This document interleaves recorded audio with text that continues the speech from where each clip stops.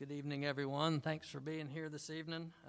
It's Tuesday, January 19th, 7:01, and we have with us tonight Justin Keir with the International Gospel Outreach Church at 1101 Windy Hill Road. I'd invite you up now to lead us in the invocation and pledge, and everybody please rise.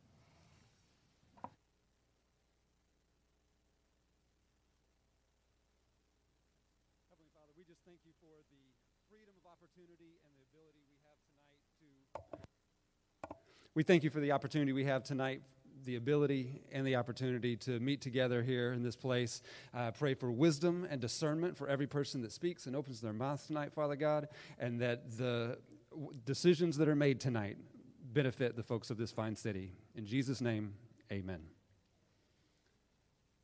I pledge allegiance to the flag of the United States of America and to the republic for which it stands, one nation, under God, indivisible, with liberty and justice for all.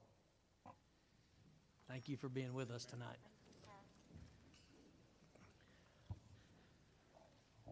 Second item is agenda changes. We have none. Item 3 is the mayoral report. This is the first time that we've met in 2021. It's the first time we've met since we gave all of our public safety staff raises. I can tell you that that has been extremely appreciated and well received.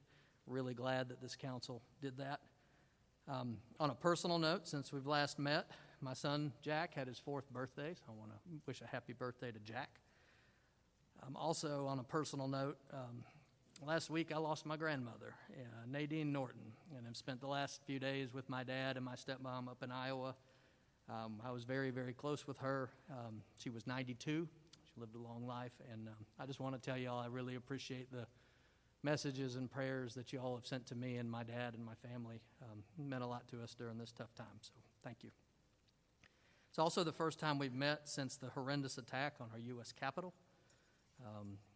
In my mind, this was a terroristic act against our capital and our country, and it was truly a sad day for our nation.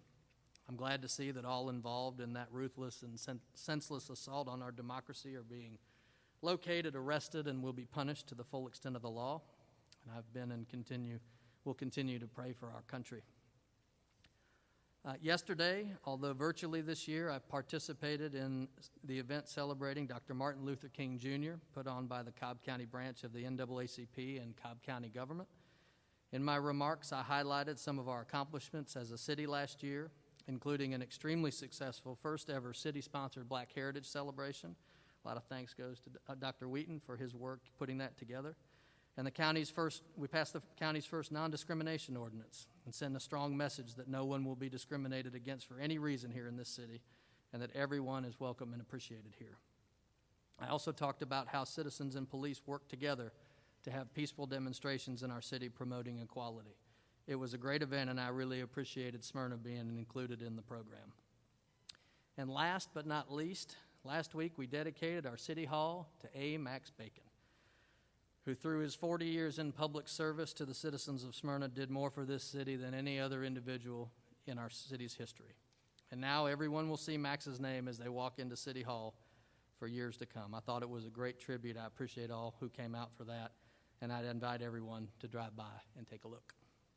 That concludes my mayoral report. We'll move on to land issues, zonings, and annexations.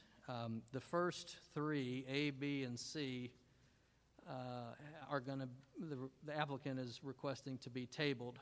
So bear with me as I read through these, and then I'll need a motion on each to table. Ordinance 2020-18, approval of ordinance 2020-18, annexation request, 100% owners requesting annexation, all tract or parcel of land lying and being in land lots 684 and 685 of the 17th District, 2nd Section, Cobb County, Georgia. Total of 1.1143 acres being known as 1953 Watkins Road, Smyrna, Georgia, 30080. Be effective February 1st, 2021, and part of Ward 7, and authorizes the mayor to sign and execute all related documents. This has been requested to be tabled by the applicant. Dr. Wheaton. I'd like to make a motion to table item 4A indefinitely. Have a motion. Do I have a second? Second by Mr. Lindley. All those in favor, please vote. It's approved 7-0. Item B, ordinance 2020-19, approval of ordinance 2020-19, annexation request with 100% of owners requesting annexation, all tract or parcel of land lying and being in land lot 685 of the 17th District, 2nd Section, Cobb County, Georgia, a total of .83 acres, being known as 1960 Watkins Road, Smyrna, Georgia 30080, effective February 1st, 2021, and part of Ward 7. Authorizes the mayor to sign and execute all related documents. Dr. Wheaton. Move to table item 4B indefinitely. I have a motion. Do I have a second? Second by Mr. Gould. All those in favor, please vote. It's approved 7-0.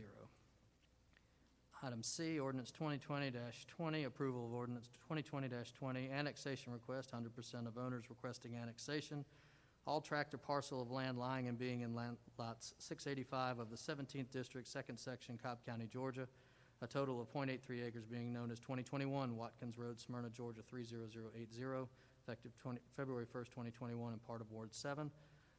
Dr. Wheaton. To move to table item 4C indefinitely. Second. Got a second with Ms. Wilkinson. All those in favor, please vote. It's approved 7-0. Thank you.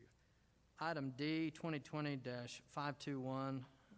This is a public hearing, zoning request Z20-015. Allow rezoning from NS to GC for the use as a corporate office, 1.5 acres, land lot 523, 1298 Concord Road, Shamrock Building Systems, Inc. Mr. Gould? Thank you, Mr. Mayor. The applicants made a reasonable request to use a former bank building as a professional service building, basically they're a building general contractor. But the work that'll be done there generally, my understanding, is professional services. Classification that's being recommended by staff is a general commercial, which is a very broad category, and in my mind requires some additional scrutiny of the uses that will be prohibited, and the applicant's been very amenable to those, but I'm gonna bring the applicant up to, if I can request, we talked briefly, I want to make sure we're on the same page here. I'm going to request that we table this, but I want to make sure the applicant's agreeable. Thank you, Mr. Gould, Mr. Mayor, members of the City Council. For the record, my name is Garvey Sams with the law firm of Sams, Larkin, and Huff. And I represent Shamrock Building Systems, and they do have, of course, this application for zoning before you tonight. This is the Ameris Bank building on Concord Road that you're all familiar with. I believe it actually was named at one time after Scott Cochran's dad, and I think he had the cornerstone for that, and maybe even wanted to purchase it, but my clients beat him to the punch. But we're here tonight on a rezoning from the present zoning classification of NS, which does not fit the uses or the use of a general contractor's office. Or the corporate offices for that matter. So when you go into it, the NS wasn't the appropriate classification, which is for planned shopping and banks and things of that nature. So the next classification up was general commercial, and what we did was request that, and we eliminated 22 otherwise prohibited uses under the GC classification. I spoke with Mr. Gould a few minutes ago, as well as the city attorney, and my understanding is that there may be some additional uses that you would want us to prohibit as a hybrid conditional classification, and we're fine with that. My question is twofold. Number one, can we get some direction as to what the additional uses would be? And number two, can we meet again in 2 weeks, or is this something that would have to be tabled for 30 days? I think it's something that we can resolve quickly. I would hope so. Yes. And then I'd be happy to meet with staff and yourself and go through that and come up to an agreeable situation. Well, since it's the pleasure of the council and the mayor, then certainly we'll acquiesce to the tabling or the continuance of the case. And I'll circle back with Mr. Martin tomorrow and see if we can set up a time that's convenient to you, council member, and see what we can do in that respect. I'd appreciate that. I apologize. I know folks are here and it's been on the agenda, but sometimes I think it's the right thing to do because the zoning classification will be there. Well, you have a lot on your perpetuity. minds, and this application isn't the only one, so we understand that. And would like to express my condolences, Mr. Mayor, to you on the death in your family. Thank you. Thank you for everything that you guys do. I'll circle back with Rusty tomorrow, and we'll contact you. Thanks, Mr. Stamps. Appreciate Thanks, that. Mr. Gould. Thank you for being flexible. Mr. Gould, you want to make a motion? So with that, Mr. Mayor, move to table item 4D, 2020-521, public hearing zoning request Z20-015, allow rezoning from NS to GC for the use of a corporate office, 1.5 acres, land lot 523-1298 Concord Road, Shamrock Building Systems. Move the table for 2 weeks, To February 1st meeting. till February 1st meeting. Right, okay. Second. I got a motion and a second by Ms. Wilkinson. All those in favor, please vote. It's approved 7-0. Thank you. Thank you, Mr. Mayor. Thank Mr. you Gould. again, Mr. Sams. Okay, the next three items are Campbell and Spring Road proposal. Item E, 2019-440 is the public hearing. So no vote item, zoning request Z19-019, rezoning from NRC and OI to RM10 PD for the development of 144 residential units at a density of 6.01 units per acre, 23.95 acres, land lots 775, 810, and 811, 2320 Campbell Road, Inline Communities LLC. I'm going to invite Rusty up, but before I do that, if this is a public hearing, if there's anybody here who would like to speak for or in opposition to this, I'd ask you all to come up and be sworn in by our city attorney, Scott Cochran. Now, even if you think you might want to say something, come on up and get sworn in, please.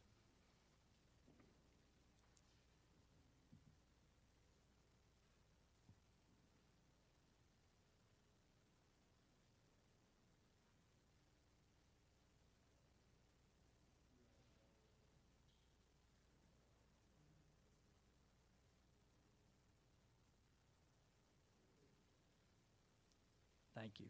Rusty?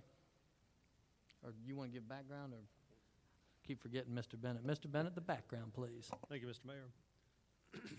Inline Communities LLC is requesting to annex and rezone 23.95 acres at 2320 Campbell Road from NRC and OI, Cobb County, to RM10 PD for the development of 134 single-family attached units and 10 single-family detached units at a density of 6.01 units per acre.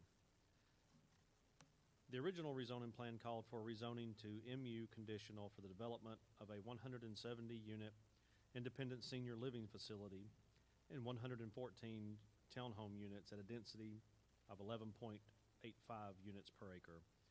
However, the plan was revised due to concerns from the public about traffic and density.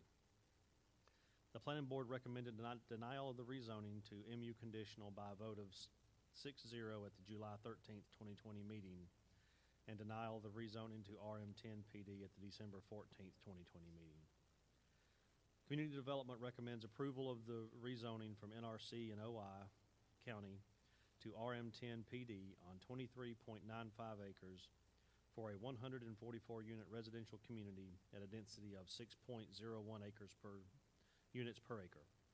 The rezoning represents a downzoning from a commercial use to single-family attached units, and the development meets many goals and policies in the comprehensive plan and Spring Road LCI, which serve to support housing diversity in the area.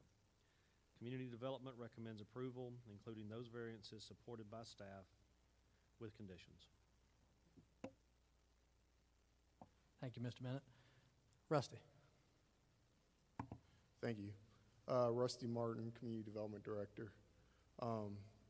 Joe did a good job of summarizing this request up. I'll go through some more with a little bit more detail. The subject property is basically at the intersection of Campbell Road and Spring Road. It's almost 24 acres in size. It's located in Ward 1. Right now, it's a wooded lot. I think there's one single-family home back there.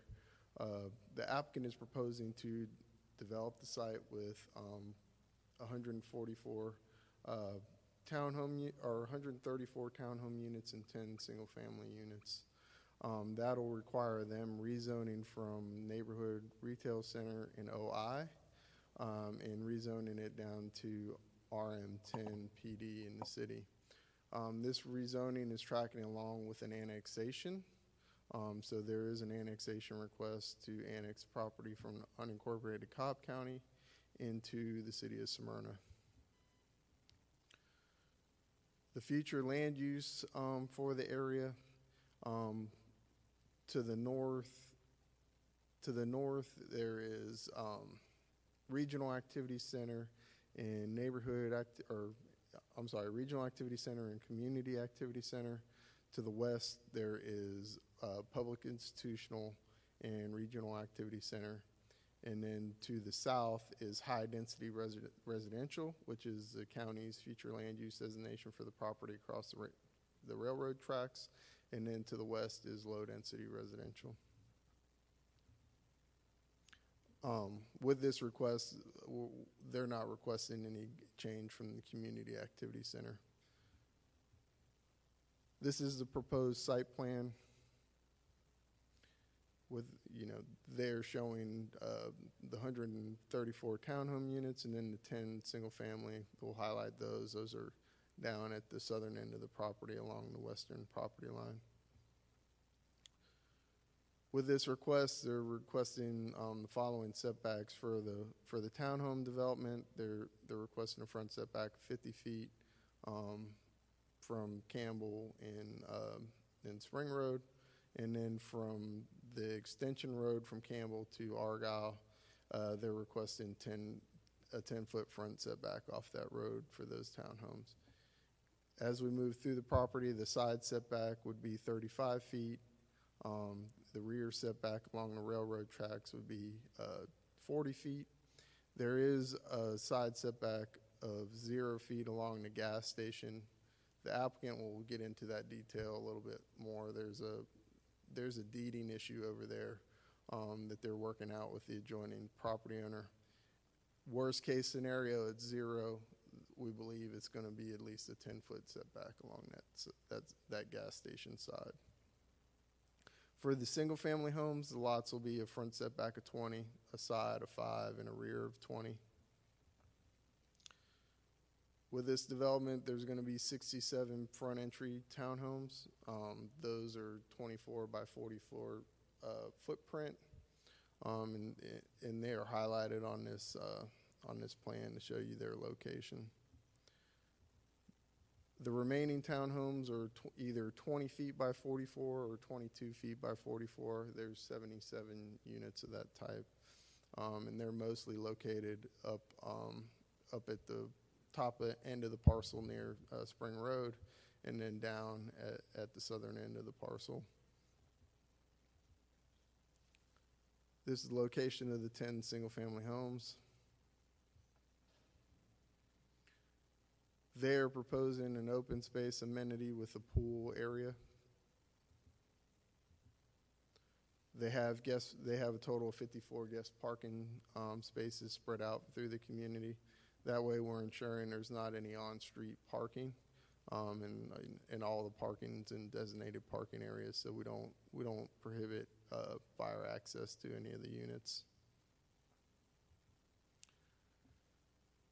The entrance onto Campbell Road is a full access entrance. There'll be a left-hand turn lane that'll be created as you enter off of Campbell Road into the site. In addition, there'll be a full decel lane as you're going northbound on Campbell Road into the site. In addition, there's a proposed median up near the intersection. It's a curb median to restrict cross-traffic access into the light across double yellow line. The other access point is a right-in, right-out at Spring Road, along with a full deceleration lane off of Spring Road. They have a 10-foot landscape buffer planned along the east and the southern property line, and then along the western property line, they're planning a 20-foot landscape buffer. Overall, for the site, they're proposing 42% open space. This is the location of the mail kiosk. It's in a little open space area designated in an island. The proposed detention facilities down at the southern end of the site, southeastern end of the site. It'll be an above-ground facility. And here there is an existing stream on the site. It's highlighted in yellow. They are not proposing to get into the undisturbed buffer. However, they are requesting the ability to encroach into the impervious surface area setback. With that, they're willing to offset that encroachment with additional buffer area within the same stream buffer on this property. So there'll be a trade-off of land. This is the proposed extension road from Campbell Road into the site. This is proposed to be a public road. It'll be dedicated to the city upon development. The rest of the roads within the development will be private, and they will be maintained by the HOA. With this request, there's 10 variances. The first being a front setback reduction along Spring Road from 75 feet down to 50. The next being a side setback reduction along the gas station, which I spoke to earlier, from 10 feet down to 0. The third being a side-to-side building separation reduction from 30 feet down to 20.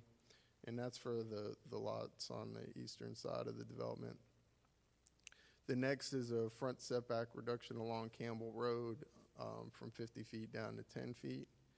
And then the next is to allow a shorter driveway, 20 feet along the back of a sidewalk, 18 feet along the alleyways. Our normal sidewalk length is 22 feet.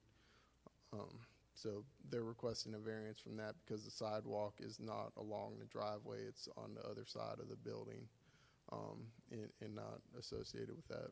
So there's no opportunity for obstruction. The next request is a reduction of the rear yard setback along the railroad from 100 feet down to 40. The next is an increase in building height from 35 to 45 feet. But the max height of the building is 3 stories. The next is a reduction of the front yard setback from 35 feet to 20 feet for the single-family homes, and then a reduction of the side setback for the single-family homes from 10 feet to 5. And finally, a reduction of the rear setback from 30 to 20 feet for the single-family homes. This is a proposed tree plan.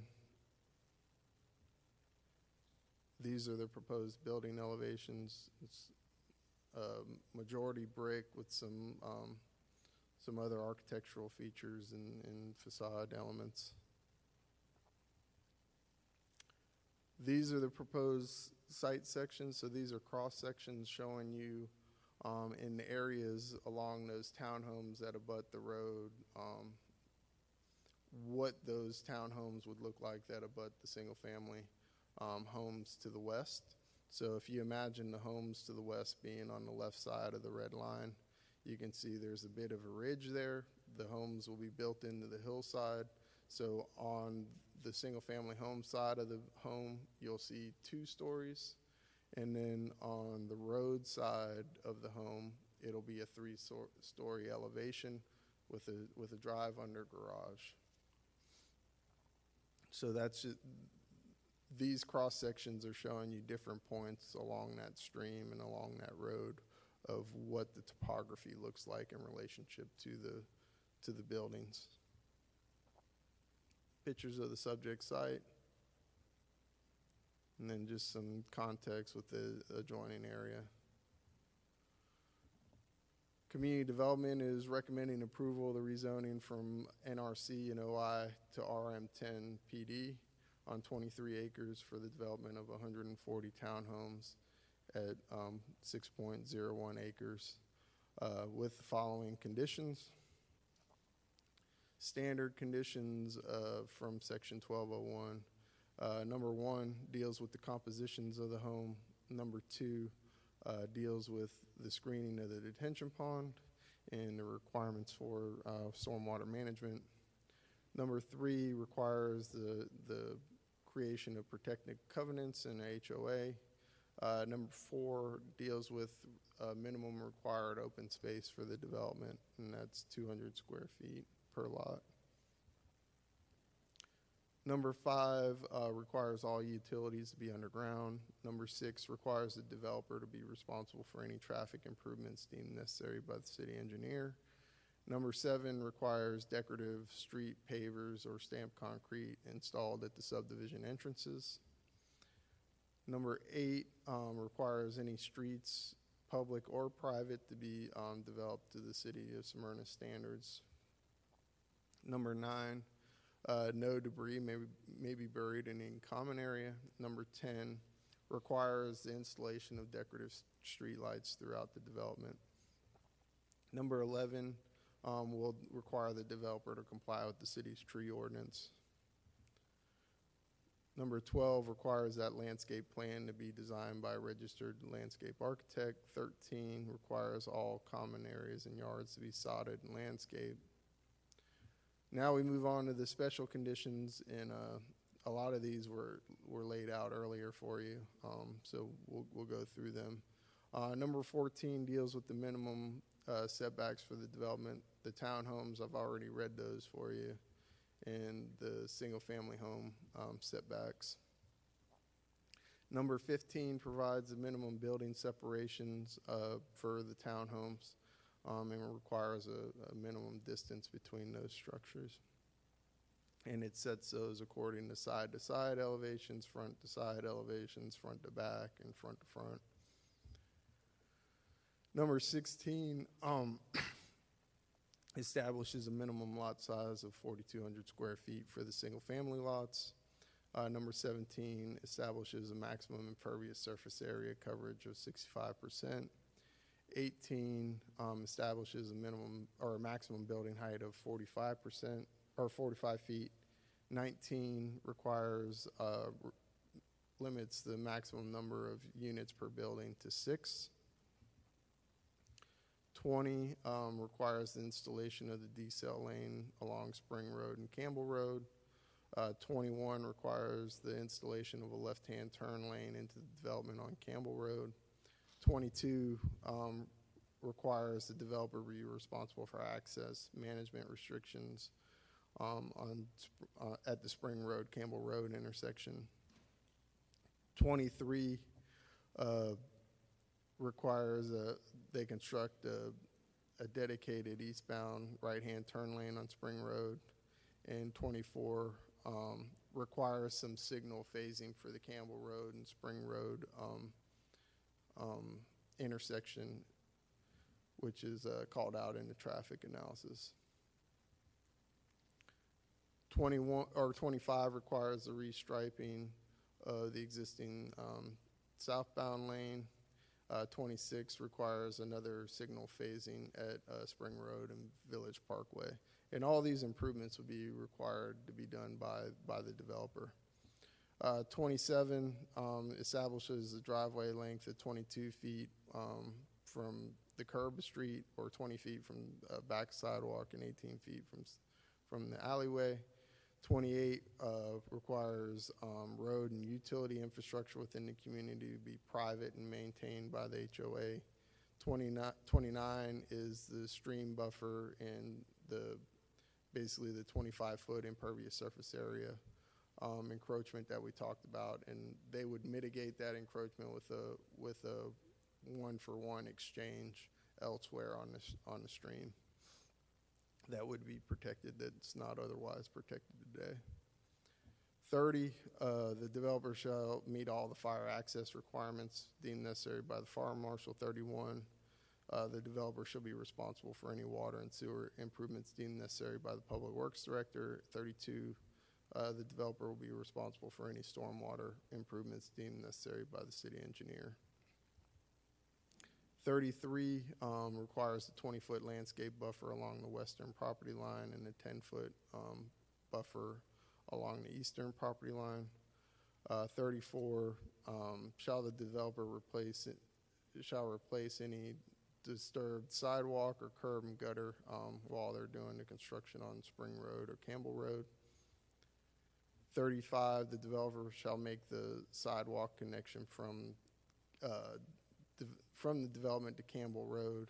36, the developer shall dedicate right-of-way along Campbell Road to meet the minimum 30 feet from the center line. 37, the gating of the community should be prohibited. 38 are some new stipulations that we've added since the hearing at the P&Z board. 38 deals with the townhome buildings throughout the development shall use brick, stone, or other architectural features and materials in lieu of 100% hardy plank siding. The building elevations shall reflect three-sided architecture with the sides containing a minimum of 1 story of brick or stone facade. 39, the Campbell Road extension shall be connected to Cobb County School property provided an agreement is settled prior to the final plat. However, if no such agreement is settled prior to the final plat, the commitment will terminate or expire. This is just leaving open the possibility of having a connection from Campbell Road to Argyle Elementary that the school board could control access to for drop-off and pick-up and drop-off. We've been in contact with the school board. We've presented them with a proposed plan. They're reviewing it. They said they'd get back to us in the next few days. But this provides just an opportunity to, down the road, to be able to provide that connection and maybe provide some relief to Campbell Road and Spring Road. 40, the developer shall be responsible for a vehicular and pedestrian connection point from the private streets within the development to Woodruff Drive. The proposed connection shall be reviewed by the city engineer during the permitting process for a land disturbance permit. 41, the approval of the rezoning shall be in substantial compliance with the site plan submitted. And 42, approval of the rezoning they should be bound to the elevations submitted for that. And with that, I'll be happy to answer any questions. Any questions of Rusty?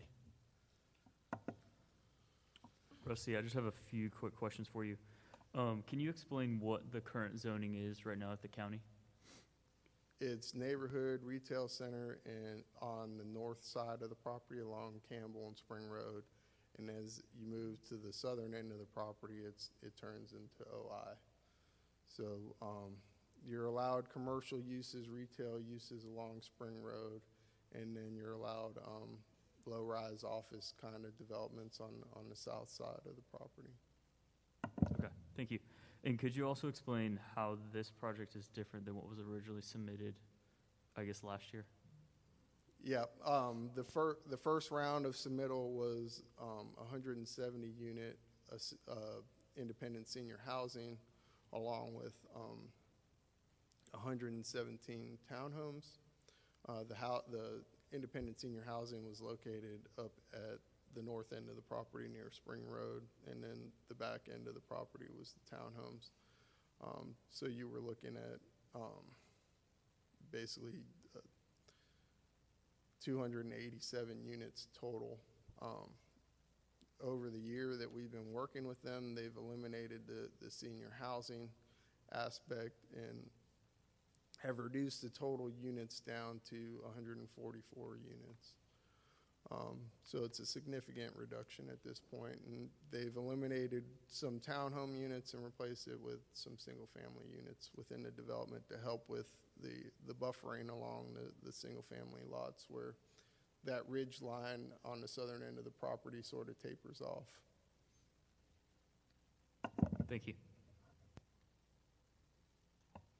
Rusty, yeah, just a couple questions. How many acres of O&I do we have? Is it currently zoned for? Do you know? Is it a substantial part of the 28 acres? I mean, it roughly looks like it's about split in half. About They half. don't have a call out on Cobb County as to what's NRC and what's O&I. Okay. And then I know we've been in contact with the district about lots of things, but the Campbell Road extension, that's part of the LCI study, right? Is that Yes, sir. right? Yes, sir. So if district agrees, the concept would be just to extend what's currently the entrance of the neighborhood into the Argyle parking lot, Right, and that. if they agree. That would be controlled by them. Right, Which is different than the LCI. The LCI is trying to create a public roadway from Campbell Road to Right. Cumberland Boulevard. Right. That's not in the short-term plans for the city. That's a long-term deal that we're just preparing for and trying to acquire right away Right, at this point. right. Okay. Thank you. Rusty, the original plan you talk about, is that the plan that was submitted to the county that we opposed? No, actually, I think that plan was just 17 or 220 townhome units. The original plan that they submitted to the city then was 387? Or that they came to you? 287, It didn't come to yeah. us, it came to you? Yeah. Okay.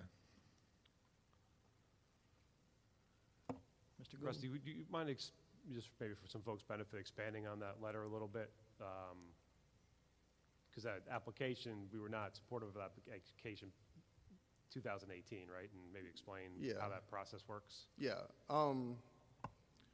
When you have a rezoning request within a half mile of the city boundaries, based on our intergovernmental agreement with Cobb County, the county has to notify the city of those rezoning requests, zoning amendments, special land use permits, that kind of stuff. So when the developer applied in the county, we received notification of that request. Community development staff brought that request brought it to the mayor and council at that time, and mayor and council said we'd like to, set a letter of objection or non-support for the request. So Mr. Sudrith and myself, Mr. Sudrith was the community development director at that time. We put together a letter based on the information that we had, which was basically a site plan, no traffic analysis, no elevations, no numbers as far as what the encroachment in the stream buffer were. With the process, you're limited to a specific number of days that you can reply by. So the clock is ticking immediately when we get that request. So by the time we get to council and we get to sending it out and getting it back to the county, we have limited time. So we went through the request where we didn't have information or enough information, or we thought it was a detriment to the city. We made notification in the letter that, hey, there may be some buffer issues. You may be encroaching in streams. We don't know what is your plan for the traffic on Campbell Road and Spring Road. We show those entrances there. So we take that opportunity to let them know all the issues the city has with it. Obviously, they have now requested annexation into the city of Smyrna. They've gone through our rezoning process. We require a lot of front-end information, so we require the building elevations, we require traffic studies, stormwater management study, all that. So we have a lot more information today moving forward than we did when we wrote that letter. Thank you. Thanks. Other questions? Mr. Wagner? Yeah, we brought up the LCI study a few times, and I know part of this is trying to incorporate bits of things that are in there, such as the public road that, as you mentioned, down the road a long way, could be, complete access from Cumberland to Campbell over here. The Spring Road LCI is brought up a lot, of course, for and against these types of developments. What I wanted to ask was about how the LCI study contemplates density in this part of Spring Road. I know they have, my recollection is the 3 tiers, and I believe this is in the 3rd tier of that study. Well, this particular property was not contemplated in that study because it was an unincorporated Cobb. Right. So the closest areas to this would be the Sports Avenue area and the Bell Drive, which was Baseball Boulevard, and then the parallel road on the south side of Spring Road. And in those areas, it contemplated medium density residential, which in our comprehensive plan is 6 units per acre.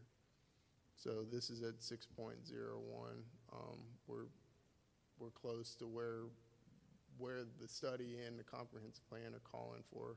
I mean, our comprehensive plan calls for this to be a regional activity center, which allows for more intensive uses.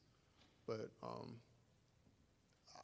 I believe it's in line with the plan, and especially if we provide the connections that we need to Woodruff and to the new roads going through there. We're providing the connectivity that's not currently there today. All right. Other questions? I guess one last quick one. Can you explain, like in the LCI study, how it talks about increasing connectivity to kind of take the traffic off of Spring Road and move it onto other roads within that district? Yeah, I mean, the plan in the LCI study is to have a parallel connection from Campbell Road to Cumberland Boulevard. And so these new developments along this road and the existing developments that are there today have an alternate travel path that doesn't require them to go to Spring Road if they want to get to Cumberland Boulevard and get into the CID at that point. We're trying to provide different ways to get to different places that don't require specifically getting on Spring Road to get to those places.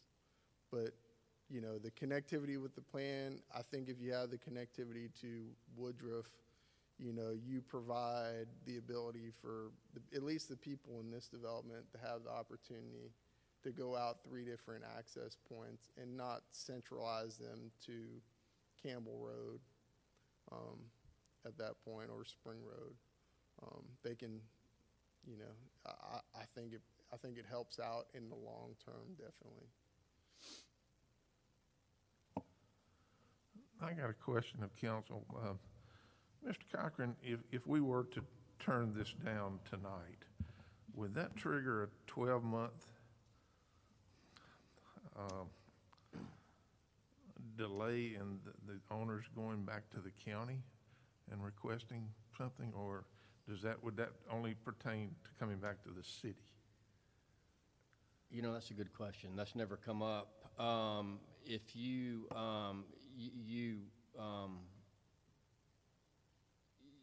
you likely wouldn't have the opportunity to turn this down from a zoning standpoint, because if you're going to turn down the zoning, you know, the way the process works, it's a 3-tiered process. You have the hearing on the zoning first, and then that's completed. Then you have the annexation. Then you have the final vote on the zoning. So if you were going to turn this down at the zoning level, you would vote against the annexation. So there's not a vote on the annexation. So there's not a vote on the zoning. The zoning vote would be moot. You follow me? So because of that, there probably would not be a 12-month delay, because there would never be a vote on the zoning. I've always advised you guys in an annexation with a contemporaneous rezoning that if you're going to vote against the rezoning, vote against the annexation too. Thank you. Other questions? Thank you, Rusty. I'd like to invite the applicant up, please.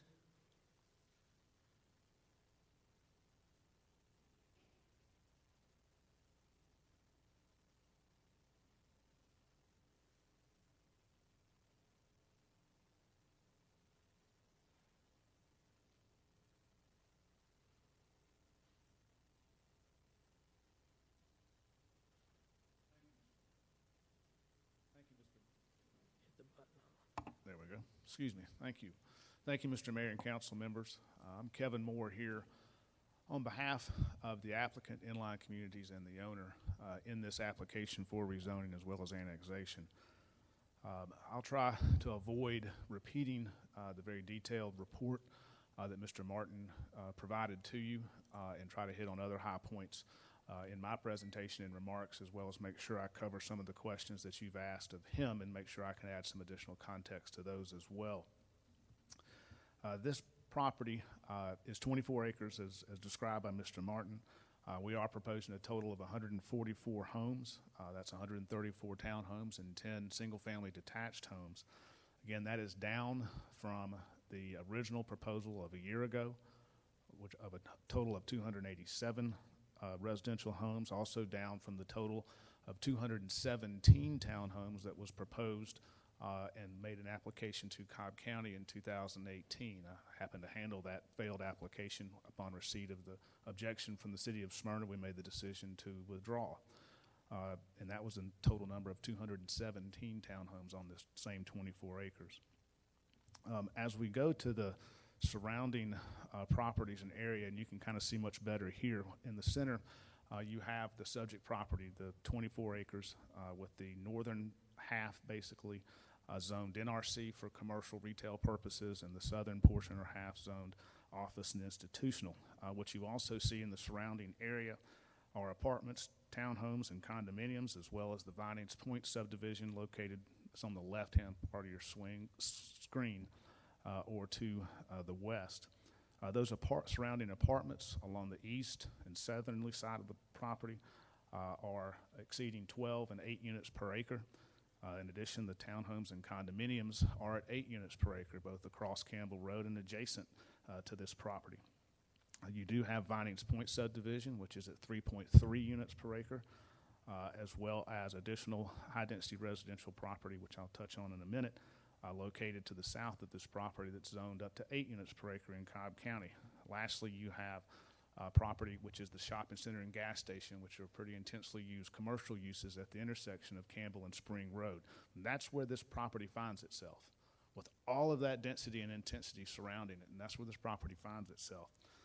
And what we are proposing now, after over a year of working through this, and part of that delay was frankly due to COVID, and when we had the shutdown and as we worked through that, but it also has to do with this particular applicant, this particular owner, Inline Communities and the owner have worked together to continue to try to meet community meetings. We had multiple community-wide meetings, multiple meetings with the Vinings Point Homeowners Association Board, and continue to make changes and improvements to this plan in response to those concerns, and have reduced this plan now to a total of 6 units per acre, which, as explained by Mr. Martin, is consistent with your plans and comprehensive plans and studies. But I also want to speak to the existing zoning, because there's more to that story about this existing zoning, which shows you the commercial and office institutional properties. The existing zoning of this property in Cobb County was done in 1997. It was done in conjunction with the entire Vinings Point subdivision. At that point, it was brought in with this property, the Vinings Point property, as well as 17 acres located to the south of this property that's adjacent to Argyle Estates. All of that was one single zoning application approved by Cobb County in 1997. And that rezoned this property to NRC for commercial, O&I for office. And under the existing county approved plan and approved development and zoning, there's 136 townhomes that would be built. There's a 100-foot wide parkway that would feed directly from Campbell Road, where we are showing our access, through this property adjacent to Vinings Point with no buffer whatsoever. There are 2 4-story office buildings and associated parking decks and a fully retail center with out parcels located on this NRC property. That's, along with Vinings Point, was what was zoned in 1997, and that's what this property is approved for today in Cobb County. Now, as shown by Mr. Martin, this is a key annexation area, which meant this proposal went to Cobb County for review, and we received, and the city received, a non-objection letter from Cobb County. The Cobb County Board of Commissioners, just like the city, takes action on any annexation request to give its objection or non-objection under your shared land use agreement, an annexation agreement with the county. It's obvious why the county didn't object to it, because it was fully aware of how intensely this property is zoned today in the county. And more importantly, how our plan, this proposed plan, and especially as now, is a substantial downzoning and a substantial decrease in the intensity and density of this project as currently approved. In addition, as noted by Mr. Martin, and even further, you can really see in this slide and presentation The activity center and future land use map and comprehensive plan designations for the city properties surrounding this property. It's a regional activity center. You have no higher comprehensive plan designation in the city than a regional activity center, which, as Mr. Martin reviewed with you, would be what this would be designated as, absent our proposal, because it's adjacent to that regional activity center as it exists today. Those appropriate land uses include exactly what we're proposing here, townhomes, and then further more intense uses as a result of that comprehensive plan, which we're not proposing here. Taking you to the plan itself, again, our original proposal actually had 117 townhomes and 180 senior living units at over 12 units per acre. The current plan now shows 134 townhomes and 10 single-family homes. Pointing out some portions of this plan for you. We have access points, if you're looking at the screen, at the very top. That is Spring Road. Coming in then from the left-hand, kind of upper left-hand side, is Campbell Road and its intersection. You can see we have two major access points. First at Spring Road, which is a right-in, right-out access point. In addition, we have a major access point at Campbell Road. And I'll discuss those road improvements associated with those in much further detail later. I just want to highlight some of the pieces of this plan.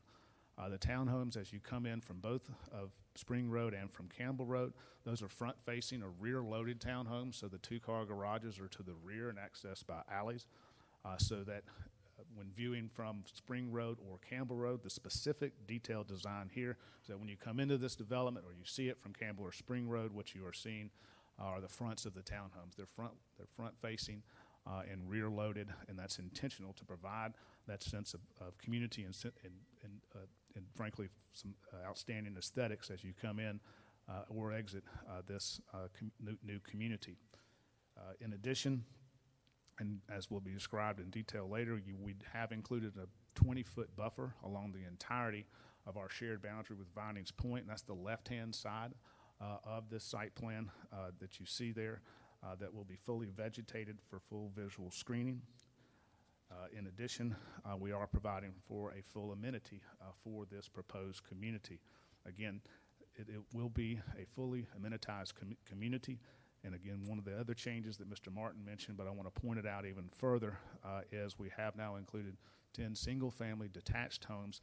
We have strategically placed those along the lower left-hand side of our site plan adjacent to Vinings Point. At that particular location is where the ridge and some of the visual screening cannot be completely achieved in that location to the best of what we think, and having single-family homes there provides for a better transition at that location, and it's a natural space for that location. The homes that are proposed, we're proud and very happy that Toll Brothers, which is one of the nation's leading luxury home builders, is our builder for this project. They are very excited about doing a project in Smyrna, and they can't wait to get started, but they're very excited about being here and about building their luxury community for the city of Smyrna in this location, with projected sales prices in the mid to high 400s to the low $500,000. Also, I just wanted to give you a few visuals about the type of community that Toll Brothers and Inline Communities has envisioned for this location. You can see the inspiration designs, and you can see the quality of both the community, pocket parks, pool design, and amenity areas that show you the level of quality that is being proposed and is part of this application and overall proposal. Now I want to turn to Mr. Ken Wood of Planners and Engineers. He is the project engineer and designer. There's some technical aspects of this application as it relates to the setbacks as well as the buffer that he's better to explain, since he's the one who designed them. That took great care to design those details to make sure that we were mitigating any impact to those adjacent neighbors. So I'm going to turn it over very briefly to Mr. Wood before I return to finish up. Thank you.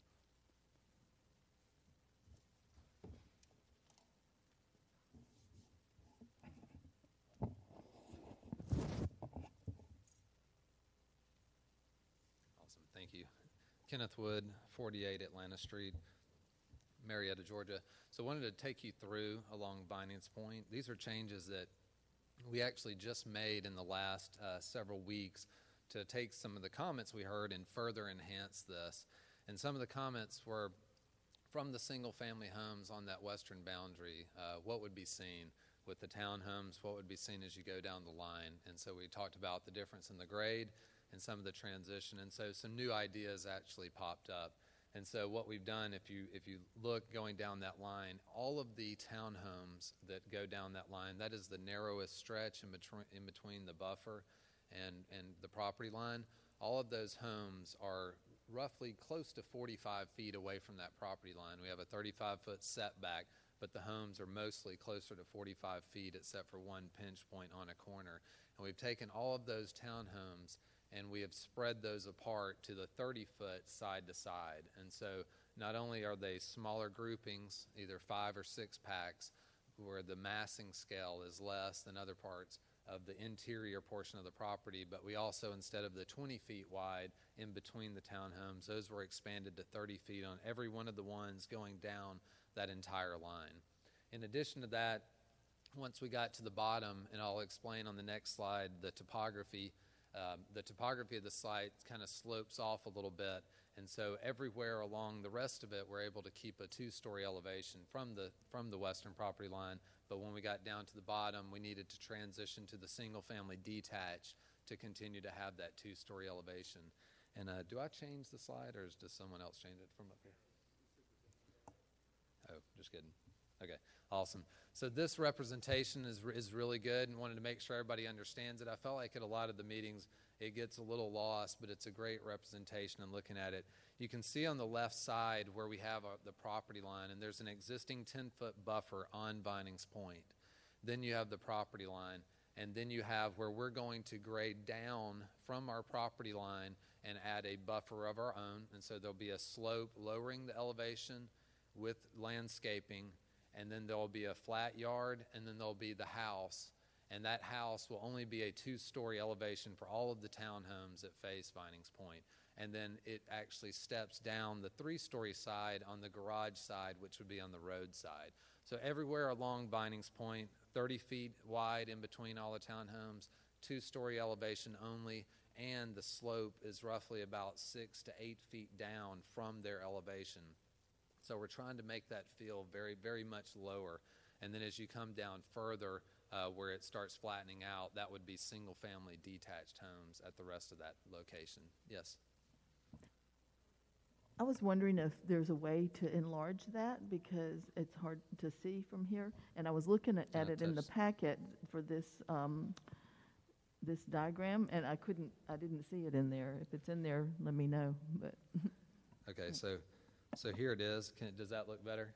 mm-hmm. Yes. And so in doing that, the first line on the left, where you go into the dotted line, that's the existing 10 feet on Vinings Point, the buffer that they have today. So if you go out there today, you'll see the fences of a lot of the houses, and then there's a 10-foot buffer, and then the property line. And then in addition to that, we are sloping down on our property to get the elevation lower and installing a 20-foot landscape buffer. But our homes are 35 to 45 feet away from the property line. And so you have all those buffers, but then the homes are even further away. And so we've done that, 2-story elevations only, with the 3rd story splitting down to the garage. And so the garage side from the road interior to the project is 3 stories, and then it's a reverse basement. So basically, if you're on your kitchen level, you walk out on grade, essentially. So it's a walkout, which is really cool for a townhome. I don't get to see that very often. So a really cool product that they've designed like this, and when they're a luxury builder like Toll, you can do that. And then as you go further down, that's where we incorporated, because the slope dies off where it would have been hard to do this.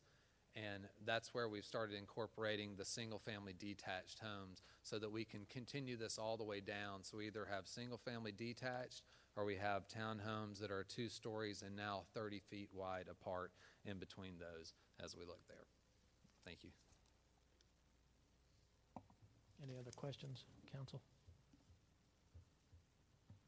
I have a quick question, because I think when Rusty was doing his presentation, my understanding was the maximum height is 45 feet. So this diagram is showing 45 feet in height, or? Actually, the 45 feet homes are not the ones that are along Vinings Point. So these are, because these are, unless you take it from the much lower street, it's a 2-story, so it's going to be less than 35 feet facing Vinings Point from their vantage point. So the 45 feet is to accommodate the change in elevation that we are showing here. So it's not 45 feet against any existing residential. Okay, thank you. Sure.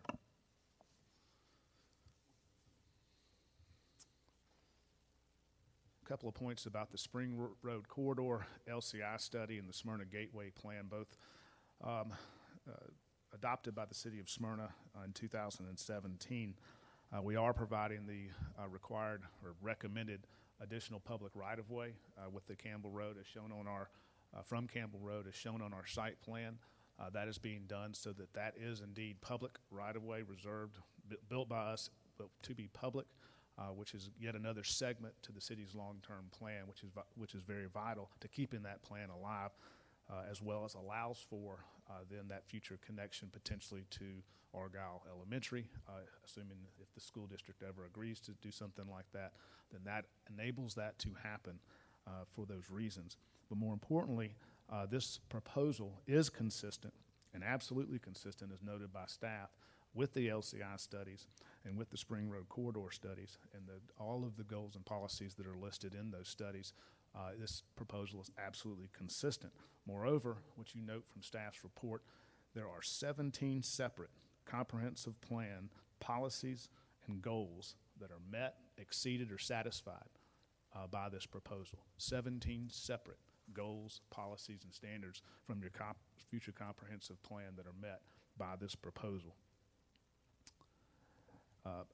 Specifically, like I was telling you, I would get to the details of the Campbell and Smyrna Road improvements. I want to highlight those for you, and we've highlighted this on your screen as well. On your left-hand side is the current orientation of Campbell Road as it approaches the Spring Road intersection. What we will be doing is widening Campbell Road at our property, not on somebody else's property, but on our property. We're widening the Campbell Road where our entrance is so that we can accommodate a full left-hand turn lane into this project, as well as a deceleration lane into this project on Campbell Road. That allows for all through traffic to remain in flow without having to be stopped for cars to turn in or out of our project. In addition, there will be new deceleration lanes on Spring Road at our entrance, where we have the entrance on Spring Road, as well as the traffic light at Spring and Campbell. As you've seen in the staff report, there will be new phasing, which will allow for a continuous right-hand turn. Part of the issue at that intersection, right-hand turns have to stop from people taking Campbell to Spring.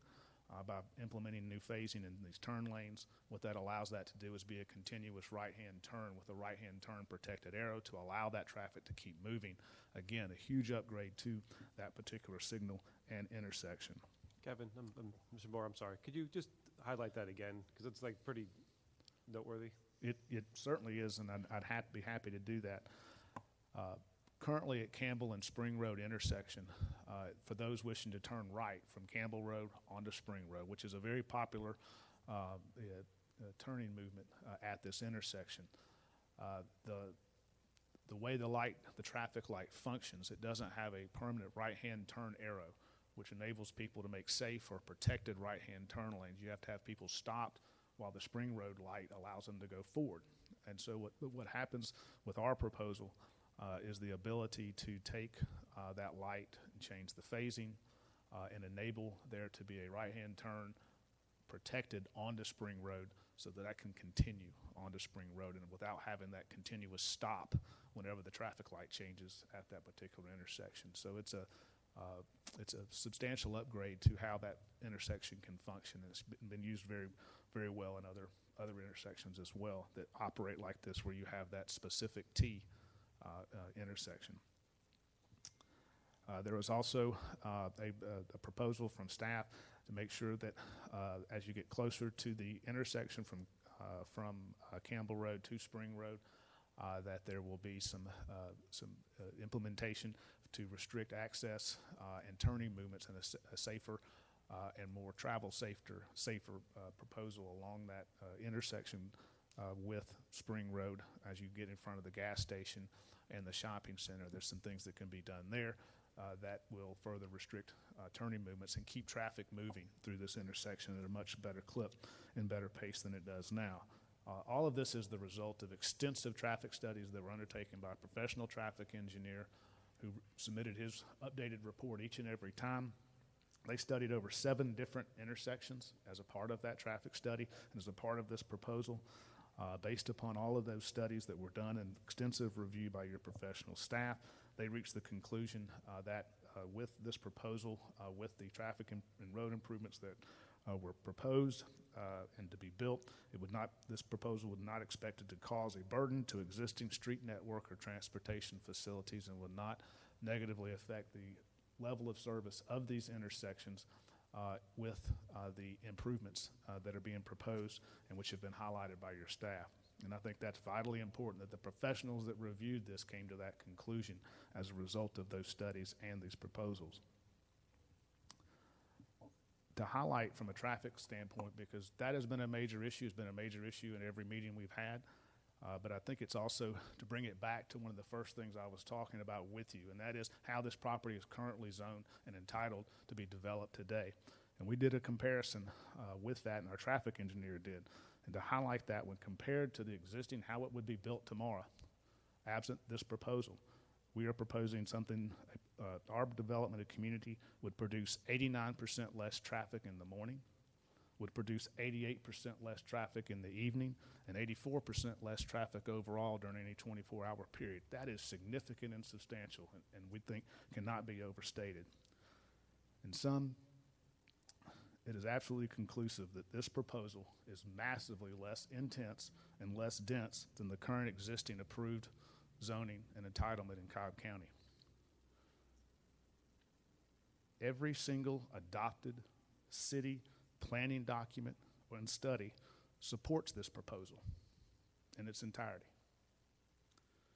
The applicant, inline communities, and this owner have made significant concessions at every turn to address the comments and the concerns of the community. They've gone well beyond, and which is good. That's how the process should work. It should be a process of responding. It's just in this instance, I think I would be remiss if I didn't make a bigger point of it, because I've not seen it to this level before in other projects for what they have done to try to meet each and every concern. Does it satisfy everyone? No, it doesn't. That's why you have people here who are going to speak in opposition. But it does go to say that their proposal is one, and this community as proposed, and this rezoning, if approved, does meet every single professional recommendation from your staff, every single professional adopted study by the city for this corridor and for this area. And it goes beyond that to adopt and incorporate all of the road improvements that will only improve this intersection. Without it, those improvements don't get put in. So with that, we're requesting and respectfully request your approval of this rezoning and ultimately the annexation of this property into Smyrna where it belongs. We think it's supported by the staff recommendation and their very extensive report, and we appreciate your time and consideration. And both myself, I'm here to answer any questions I can. Obviously, Mr. Wood, our professional design engineer, is here, as well as Mr. Brian Musoff, principal of Inline Communities. Thank you again for your time. This is an opportunity for council to ask any questions of the applicant. Ms. Wilkinson. Thank you, Mayor.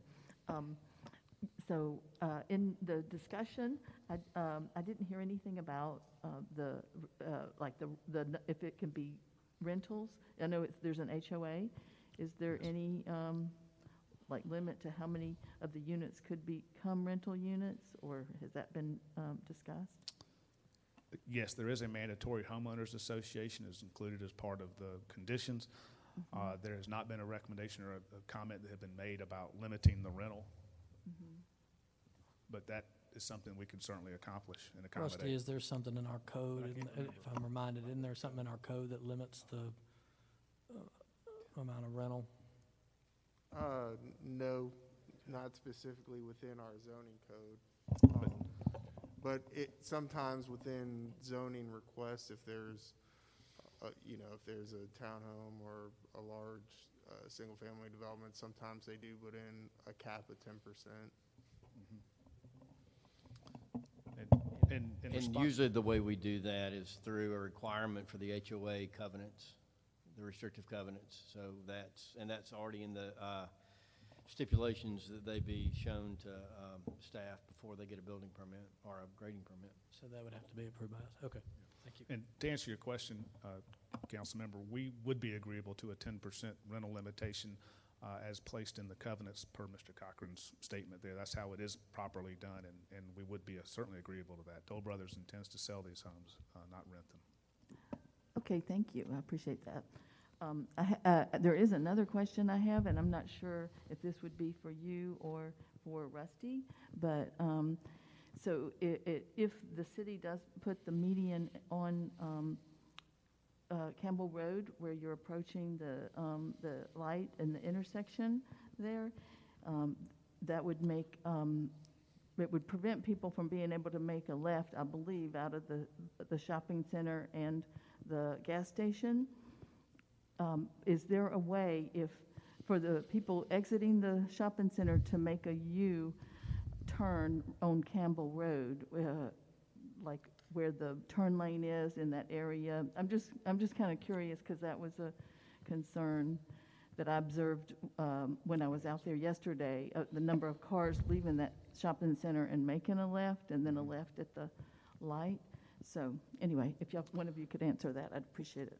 Sure, and I can get Ken Wood to answer as well, but what staff has recommended is not specifically a median. Staff has recommended that portion, and what we're talking about is that segment in front of the shopping center along Campbell and the gas station to Spring. An improvement that would restrict some of the access turning movements. Both our traffic study, and even if you go out there just like you did, anybody that's accessed this particular area, left-hand turning movements coming out of the shopping center onto Campbell to that intersection, it's a very short distance. That left-hand turning movement blocks is essentially what it does. It only takes one or two cars to do that, to block the whole intersection going back south down Campbell. It's my understanding that that what is being desired there is to restrict that access, specifically that turning movement, which can be done through any number of things, and that's what's being sought. What you're trying to do is improve a heavily traveled intersection, and that particular turning movement and does impact that. If you've ever seen it happen, it blocks it straight back up Campbell the first time you have two cars do that. Rusty, you said in our pre-council meeting that this is a conceptual design subject to change, correct? Yes, sir. Ultimately, when we get to the permitting process for the improvements, there'll be a full vetted engineered design at that point. This is a conceptual design based on the amount, just the amount of width and everything out there. There may be an opportunity to do it, but we have to study everything at that point. So at that point, we decide based on all the information what would be the best means of achieving the goal. So anything that's voted on here tonight would not lock us in on any specifics as far as intersection improvement there. They're just suggestions at this point, correct? Yeah, not related to that. I think the phasing and the other improvements are pretty tied into it, yes, but okay. There's leeway to provide some flexibility on that particular issue. Thank you. So currently, though, if someone takes a right out of the shopping center, a right onto Campbell Road, and they go up to this entrance of this proposed development, is there a possibility they could make a U-turn there to go back if they were trying to go left out of the shopping center? No, there's not enough. I don't believe there's going to be enough room there to do a U-turn. There'd probably be a no U-turn sign there. Mm-hmm. Okay, that's what I was wondering. I know I think they could do the U, understand on Spring, but there was a lot of cars that were going that way. That's why I'm asking these questions. But thank you, I appreciate it. Certainly. Thank you for your question. Other questions? Comments? I have a few quick questions. I know the single family was a last minute add, but do you have any details on those, like square footage and price range? These would still be in the same, they would be closer to, is it 5,000? Yeah. They'd be closer to 5,000 square feet, single-family detached homes, and would be the homes that would be well over 500. Okay. And what would the construction timeline be for something like this? With this project, it would be a overall construction timeline of, you mean talking about from start to finish? Right, so you're talking 3 to 4 years? Right, I think I was just confirming based on what I remembered. But yeah, 3 to 4 years, hopefully sooner would be the idea. Couple questions. Thanks so much for a great presentation. Thank you. You might have heard we've received a few passionate emails from residents, and generally they're all aimed at really trying to protect the city of Smyrna and protect the neighborhoods and really do the right thing. And a lot of questions got thrown out there of alternate uses. And let me just ask you a couple, and maybe you can ask. So one of the points was, hey, we could use a neighborhood school there. So had you been contacted by Cobb County school districts by any request, or is that something that the landowner considered? Yes, I'm going to answer that in 2 parts. Number one, we have not been contacted by the school district at any point, and this owner has never been contacted by the school district ever. But number 2, early on, it was last January when we went and sat down, scheduled a meeting, met with the school district representatives that are in charge of their planning and what they do.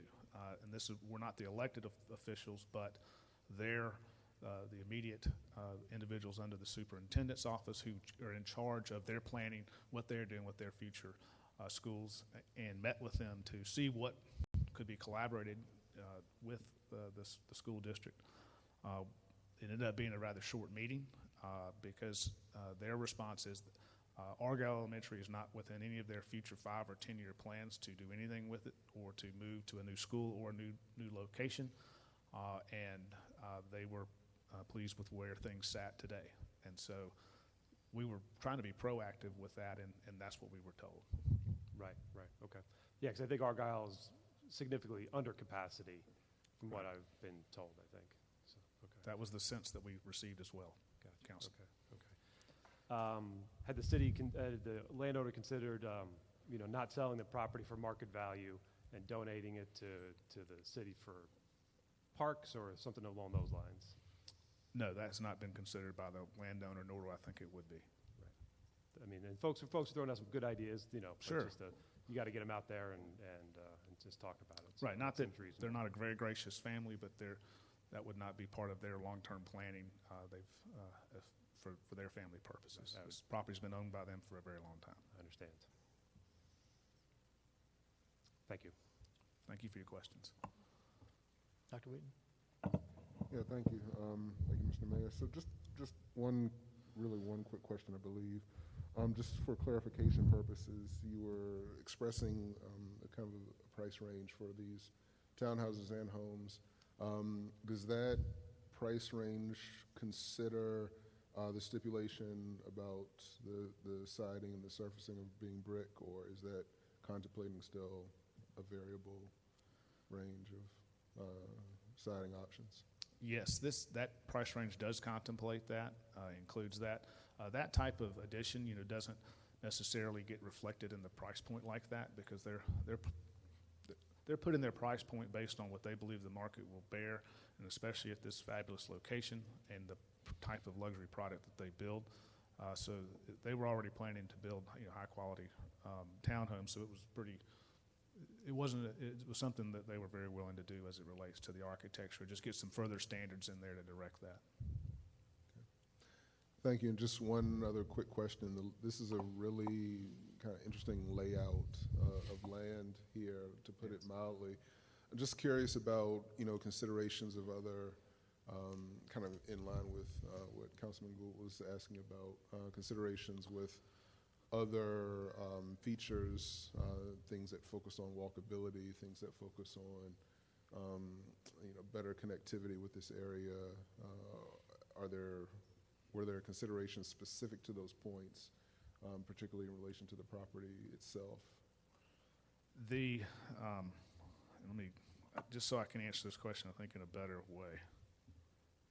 Kind of going back to this screen here. The property is,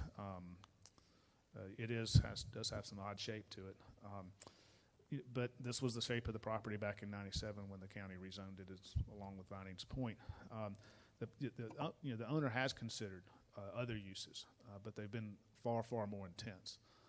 The other uses we've already explained about that have been brought forward for this project, and others.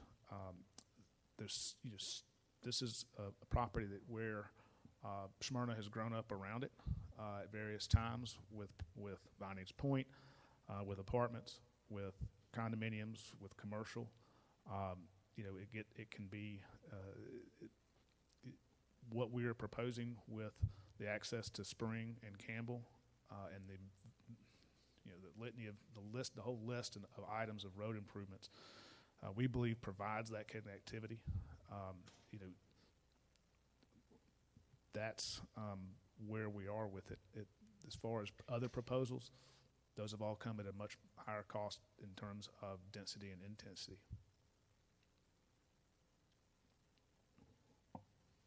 One of the questions that I got was why townhomes, why not single-family detached throughout? And I know you added 10 single-family detached towards the end. Why not throughout the development? It seems more preferable to those folks that were contacting us. Why would that not work, or why was that not proposed? Sure. Really, it's the positioning of this property. And you can look at what I have on the screen now. Yes, you've got single family here. That's just Vinings Point, which, as you note, is off of the intersection, is off of Spring Road. It's bordered by condominiums across Campbell and this property. This property, however, is bordered by apartments at 12 units per acre, by townhomes at 8 units per acre, and bordered by the gas station. So to build simply single family throughout, we just didn't feel like we could achieve the price point, we could achieve the quality necessary given what is there in this area and adjacent to it.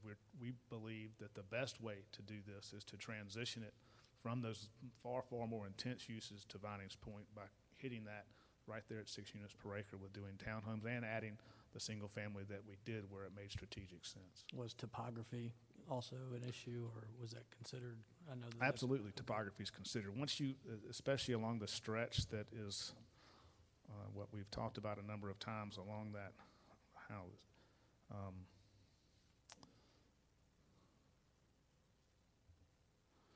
Once you get along that stretch where it kind of the property skinnies up somewhat, and you saw the topography that was explained by Mr. Wood, to place single-family homes along that hill, you can achieve it with townhomes because you can do them in blocks like that, and you can step those down and do that really unique design that was talked about with the road that you couldn't achieve with single-family homes. You'd have to just the room is not there to achieve what you would want as a single-family home. It's just not that. It's not that type of property, so to speak. When you have this level of topography, you have to use it, not destroy it, to get to a certain place. Thank you. Other questions? I just want to clarify, there will be a sidewalk from the main road that goes down, because I know that property the topography is really the incline and everything. So is there a sidewalk that's planned for that main? Yes. That main road that goes downhill there? That's okay. correct. Okay. There's sidewalks all the way through that come all the way out to Campbell and Spring. Okay. And connect to Woodruff. Okay, thank you. Mr. Wagner? Yeah, just to kind of follow on some of the more hypothetical what if situations, right, that we've been going through. The stuff that's south of kind of what will be the public road is understandable with townhomes, what's available, topography. I think some of the questions that have been raised. I do share some of the concerns that Councilmember Wheaton had said about walkability, and is this really what is best, especially for that part that's, it's small given the shape and things that are around it, but the part that's north of the public road. Was there any thought to different uses there where it wasn't townhomes but something more community focused? Again, it's a small piece of land, and given the gas station and the school and some of the other problems that exist there, but as far as for future uses, considering something more like small neighborhood shops or some community space or things in that northern part that abuts Spring, that could provide value for the community as a whole. That location had been previously proposed for the independent senior living component, which by the nature of that type of component adds a great number of units, a lot of homes, so it was removed. We wanted to make sure that as a community, when we went away from that, and by community I mean for this new proposed community, that we were providing a direct means of access for these folks to Spring Road, and being able to do that, and you can see how we're doing that. So we want to make that a very viable additional access point. Other potential uses such as retail or commercial, from our standpoint, actually add to a traffic issue at this point with the number of trips that generates on an in and out, and we did not feel that would be, even though that's what the property is zoned today, we didn't feel that would be appropriate given the tenor of the conversations we were having where that was a major component. So as we looked at different uses there, our alternatives quickly always either came to one that either added traffic, and by traffic I just mean generating trips. Here we know what to expect from a traffic standpoint from that section, and any other uses were generating trips. They were not generating additional trips far beyond what we're proposing, and that seemed to run very counter to the community concerns and issues that we were listening to. So the units that are up there run in parallel with Spring, are those rear, I guess the rear entry garages, and then the front would be facing Spring? Is that correct? That's correct. Okay. That's correct. So you have that nice appearance from Spring. Okay, thank you. Thank you. Other questions? I have one last one. I think this has been talked about in previous meetings, but in the area on the other side of the stream buffer, how much land is that's going to be untouched, and is anything going to be done with that? Like, I think trails and other things have been discussed before. Correct. I'm going to have Mr. Wood, the project design engineer, speak to it because he does know exactly what's in there and how that's been proposed. And so I'd rather him be specific than answer your question. On that side, it's roughly about 3.5 acres. There's a lot of mature trees. When we walked the site, that was one of the places where some of the largest trees were, and so it looked like instead of trying to cross the creek and go over to that usable land, we decided just to look at it for mulch trails and keep it as more of a natural, because it can connect down to the Woodruff extension. To your question, we have sidewalks throughout, all the way through, as well as to the Woodruff. So we're connecting all the way from Spring to Campbell down to Woodruff, as well as all the connections through where you can walk through the woods. I've heard mention a couple of times about the pool amenities. It's going to be up in that area behind the gas station. Yes. So is it, I'm noticing that it doesn't appear to be on this plan, but is that part of the proposal tonight, is to include the amenity for the homeowners? Yes, it is. It is a full amenity, pool and clubhouse cabana that is there.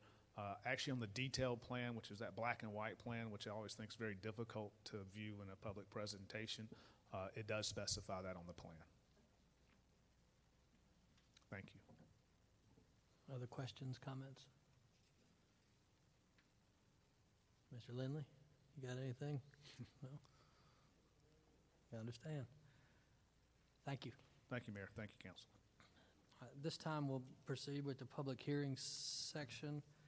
I've got a sign-up sheet here that I was given. Is this for this? Yes, sir. Okay, thank you.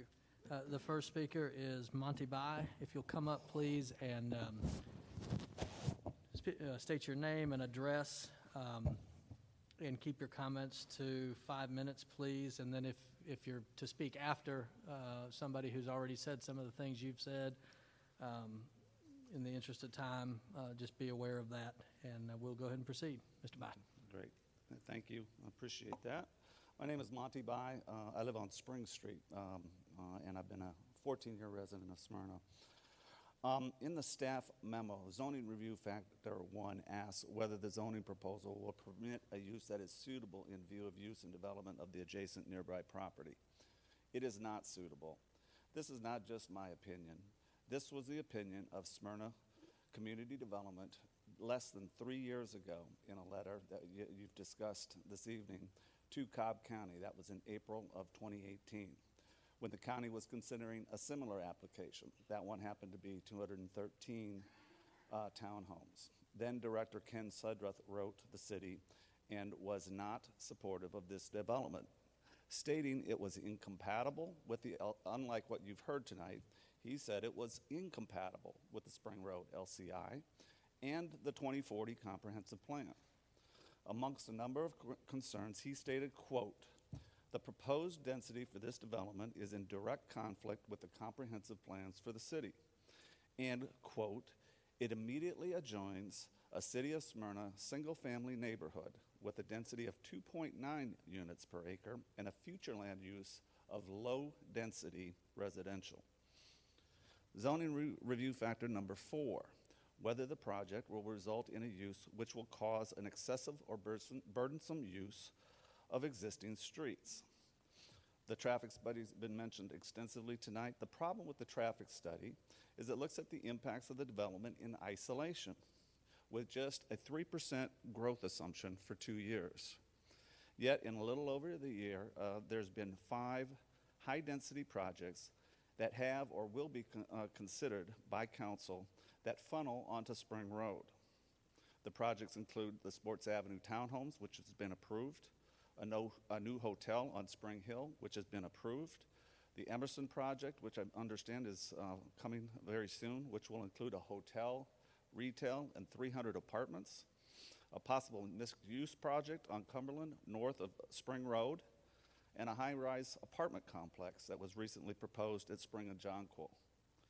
The study does not take into account the impact on our streets of any of these other developments. A year and a half ago, a traffic study was done for another project and estimated 34,000 trips daily on Spring Road. This new traffic study estimates it's now up to 40,000 trips daily on Spring Road. That's far from a 3% growth rate. The intersection of Spring Road and Cumberland is the most problematic in the city and likely the county. The intersection during peak hours has received a grade of F with a wait time of nearly 3 times the level deemed unacceptable. And the city of Smyrna city traffic engineer has stated that intersection is beyond capacity and there is no room for expansion. Zoning Review Factor 5, is the zoning proposal in conformity with the policy and intent of the land use? It is not. In fact, in the previous version of the staff memo, the applicant themselves acknowledged as much and suggested a future land use change to high density to accommodate the development. Further, I would again reference you to the community development letter of April 18, which states, quote, "The proposed density for this development is in direct conflict with the comprehensive plan for the city." Finally, the primary argument by the applicant seems to be not that this would be a great asset to the community, but rather, you better approve this or you're going to get something much worse. I'm asking you to follow the lead of Planning and Zoning, who has denied this application twice and the many people that are going to speak here today, as well as community development of 3 years ago, and deny this application. And in doing so, you will keep the Spring Road corridor livable for those of us that live and drive on that street in that area in wards 1, 2, and 3 every day. Thank you for your consideration. Thank you, Mr. By. James Smith.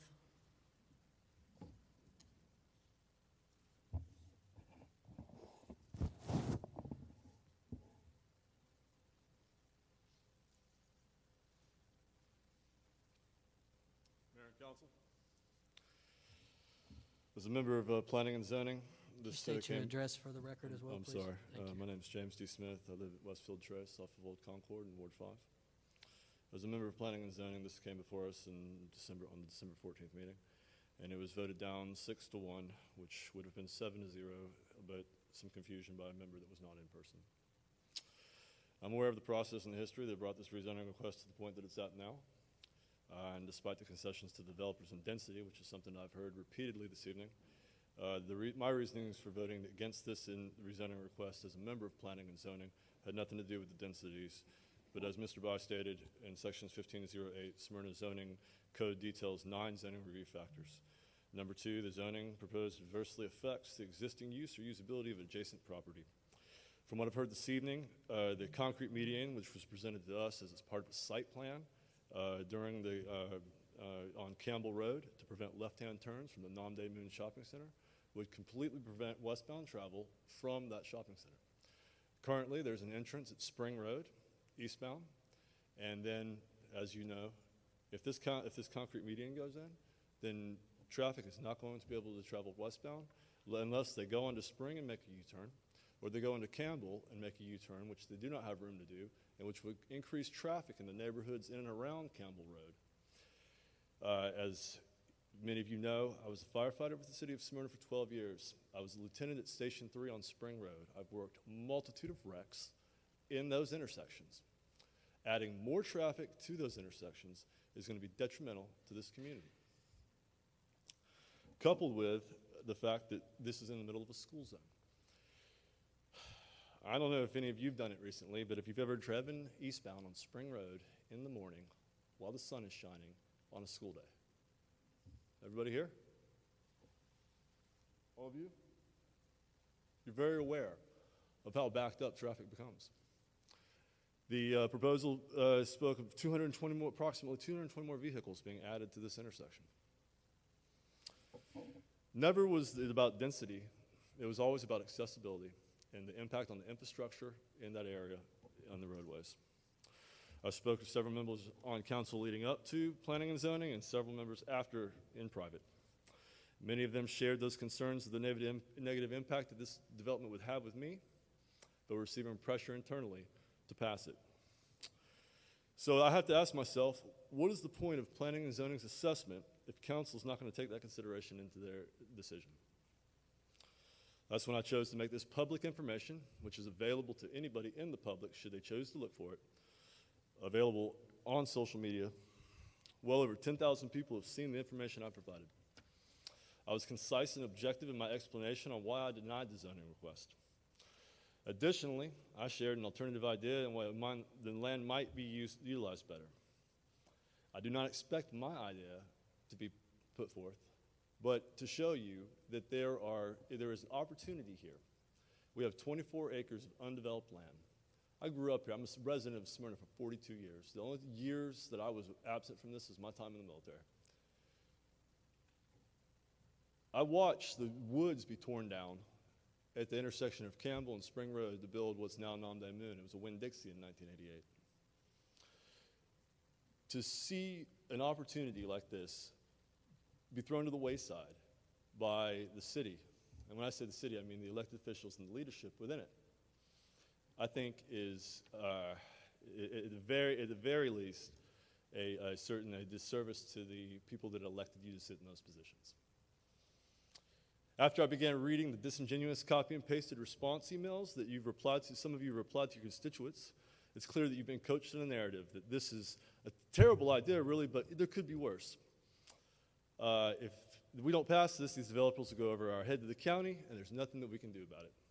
I want to ask every one of you if you think that your relationship with the county, a municipality that has a long relationship with the county, is going to choose something that's going to negatively impact a major artery to the highway from other parts of the county, and go with a developer who's here just to make some money, or the long-term effects that this has on this community. My opposition to this rezoning is not personal or political. I've spoken to many of you personally. I respect all of you. My commitment to this community has been executed in not only my actions, but my words. I strongly urge you to vote against this rezoning. Thank you for your time. Thank you. Our next person is Ryan Campbell.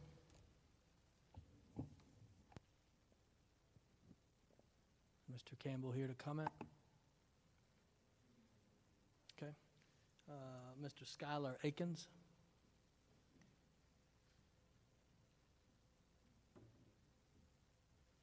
Good evening, Mayor and Council. My name is Skylar Akins, and I'm privileged to represent 212 property owners that call Countryside at Cumberland home in the heart of Smyrna's Ward 2. I'm speaking tonight to express my neighborhood's opposition to the proposed development of 150 townhomes at a density of 6.3 units per acre at the intersection of Spring and Campbell Road. The Legacy Spring Road residents, multifamily and single alike, have watched in horror as high density after high density developments have been pushed on the people of this gateway road into our city during this council term and the previous one. Once again, we face another unsustainable, unwanted, unreasonable development at one of Spring Road's most dangerous and notorious intersections. Residents of neighborhoods that compose the Spring and Campbell Road community face being trapped in our subdivisions and neighborhoods due to the additional volume that will be added with this development. A conservative estimate of the added congestion, each unit will have 2 cars, with now the 51 additional cars that we learned will be added, or spots that will be added tonight. It would be safe to assume that we're adding about 350 cars to this development, assuming that each of the 151 have 2 cars. That's kind of scary to me. And anyways, this very density proposed by inline communities at Spring and Campbell Road was proposed before in 2018. A member of this astute body said of that proposal, "I am happy to report that the controversial zoning of 200 townhomes behind Argyle Elementary and Vinings Point at Campbell Road has been withdrawn. This is a Smyrna for victory for Smyrna residents. It's important to note this is a different proposal, but it was withdrawn then for similar reasons and should be withdrawn again. No advantageous concessions have been made, and really, what is the real impact of 200 townhomes versus 141? For some reason, I still feel like I'm getting a raw deal. The following reasons were concerns of the city then and remain to this day. The removal of the last parcel of green space along Spring Road. Number 2, the impossible gridlock that such a high-density development would cause surrounding neighborhoods and schools that will further and negatively impact travel times and safety on Spring and Campbell Road. Number 3, distorted or no communication to the surrounding neighborhoods or HOAs that were voiced in multiple testimonies to the P&Z on both occasions, with the latest being 12/14/2020. The proposal did not follow the city's master plan. And number 5, the proposal was rejected twice by the P&Z. Also, we haven't really heard much about feedback from Cobb County schools, and with the attorney's assessment of the traffic conditions, I don't know how much I trust his assessment. The most concerning aspect of this development isn't that just it's a bad idea repurposed from 2018, but the dramatic increase of density since 2018. The following are examples of many of the immediate area which have been approved or are nearing our approval phase. Cumberland Station, formerly known as Cumberland Church, with 200 townhomes that was originally 400 townhomes, I will remind you. Pruitt Walk at Elmwood, known as Pruitt Walk at Elmwood development with more than 23 townhomes. A proposed Emerson development with over 300 units that includes a residential and hotel. A proposed apartment development by Woodbury at Jonquil and Spring Road. And this development with 151 units, which I know has changed since I wrote this letter, but not very much. All of these in sync with the various ultra-high-density developments being approved or already approved by Cobb County at the Battery, and keep in mind at Cumberland Mall, paint a dangerous and dire quality of life situation for those that are privileged to call Spring Road home, rely on emergency service, and must use it as our only option to enter and exit our neighborhoods daily. I urge you all to listen to your constituents and reject this proposal to protect the quality of life of those privileged to call the city of Smyrna home. Thank you so much. Thank you, Mr. Akins. I think we have someone who is joining us via phone. Ms. Heather? Okay.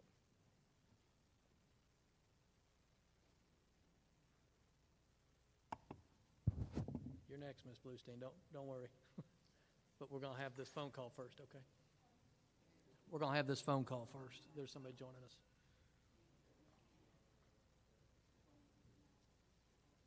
Ms. Bluestein, we're going to have a phone call real quick, and then. I was going to do it. Yep. Okay. Mr. Zweifel, Scott Cochran, the city attorney, is going to swear you in, okay? Okay, thank you. All right, do you solemnly swear the testimony you give in this matter is to be the truth, the whole truth, and nothing but the truth? I do. Go ahead, Mr. Zweifel. Okay. Good evening. My name is Chris Zweifel, and I live at 3289 Lee Street in Smyrna. Although I'm disappointed in the revisions made to the first plan, I am in favor of this rezoning and annexation. Why? For jobs, the environment, and housing. Smyrna needs more housing. It is rapidly becoming a place that the middle class cannot afford. We have low supply and high demand, and predictably home prices are soaring both in Smyrna and Metro Atlanta, 12% higher in my neighborhood for 2020.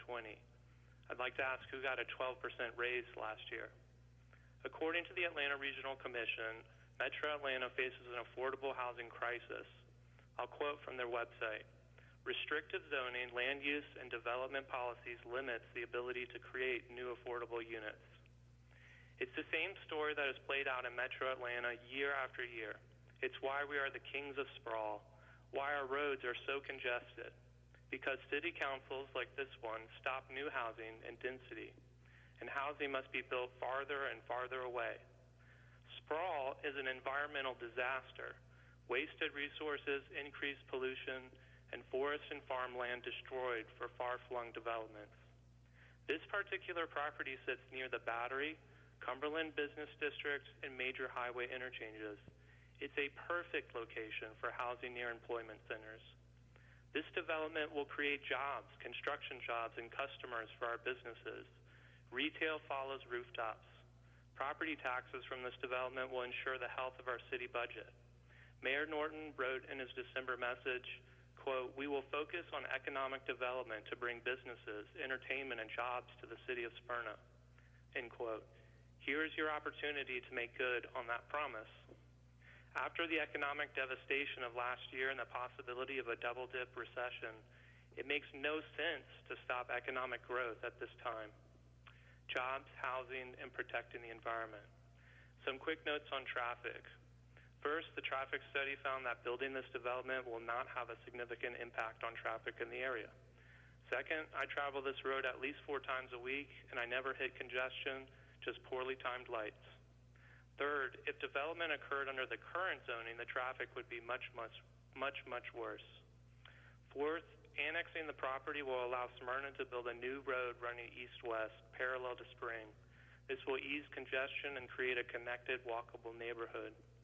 Fifth, stopping development here will create sprawl, pushing development farther west and north in Cobb, and the cars from those developments will still be clogging our streets. It's just they'll be driving from farther away, increasing commute times and pollution.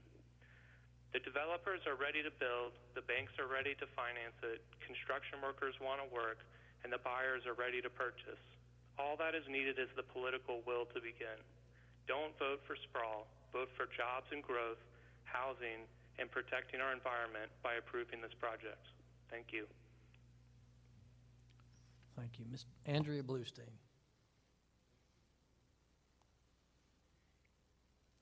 Former Councilwoman Andrea Bluestein. Nice to see you this evening.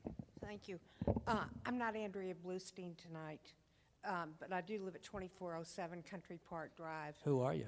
I'm Leslie Lightfoot, who passed away 2 months ago, who fought this whole thing, so I promised her that I would do what I could.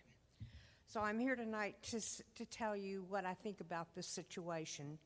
This is almost a comedy because 30 years ago, the city of Smyrna tried to get that land into the city of Smyrna, the whole thing all the way up to the bridge. The owner of the property sued. He won the suit, so it was never brought into Smyrna. Because this used to be a part of the Campbell Plantation. If you lived in Smyrna long enough, you would have realized that instead of all this construction and everything, there was a Aunt Fanny's Cabin down there, which is now here at the city, and there was also a restaurant there right by the thing. And it was a totally different atmosphere than what it is today. What bothers me today is we have got so much traffic on Spring Road. We've got so much traffic on Campbell Road. I sit there in the mornings and look out and see the traffic going, and it's such a slow pace, an absolutely slow pace. And if we have now more people trying to go towards Atlanta Road as opposed to Spring Road, I think it's going to be a bigger mess. And I asked about the designer about this because we were told originally yesterday that when you came out of that, you could make a left turn into the shopping center where the grocery store is, but you couldn't make a turn out. You had to go down to the end of the thing and come out on Spring Road. Is that what you're seeing now too, or what? On the intersection. So that people coming down Campbell Road, because there's going to be a divider there. If they were based on the drawings that were submitted on that intersection, you would come out on Spring Road, go right, and then if you were trying to go back towards downtown, you'd make a U-turn at that light. Well, I mean, I do wish that there was something else being built there. We've got enough townhouses to open our own townhouse community. In fact, I think we all have. I mean, where the church was, there's townhouses. Where you used to live, there's townhouses. Now they want to put townhouses here, so it's just an unbelievable mass of townhouses every which way. I'm at least glad they're going to put some other types of small houses in there that'll make a little bit of difference. But I don't know. It just doesn't do much for you. So anyway, I hope Leslie would be pleased with me. So thank you. Thank you for your comments, and thank you for all your years of service to the city. Mr. Glenn Cooey.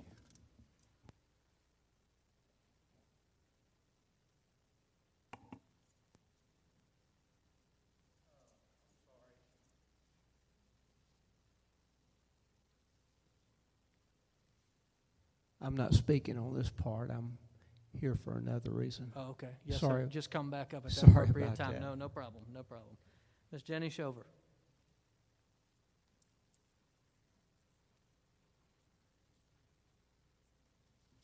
I'm Jenny Shover. I'm a resident of Vinings Point. I don't know that I have a lot more to add over and above what the others have already talked about, but I wanted to make sure you knew that I was here, and I hope that you'll vote in opposition to this.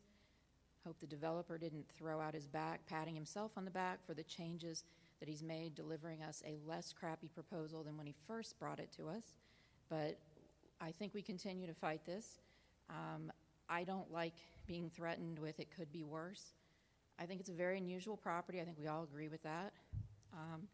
I'm willing to take my chances and work with Cobb County, fight with Cobb County. There's plenty of office space that's vacant these days, so I don't think anybody's going to be beating a path to build that building as it's currently zoned. So I think that's a chance we're willing to take. And I would remind each of you that you were elected to represent the constituents of your wards, and that many of you are elected based on smart, managed growth, and we are dangerously close to stepping over that line. Your email auto-signatures reference that this is one of the best places to live. We're getting dangerously close to changing that. So I would encourage you to think long and hard about it. We don't want this. Thank you. Thank you for your comments. Ms. Wilda Brown.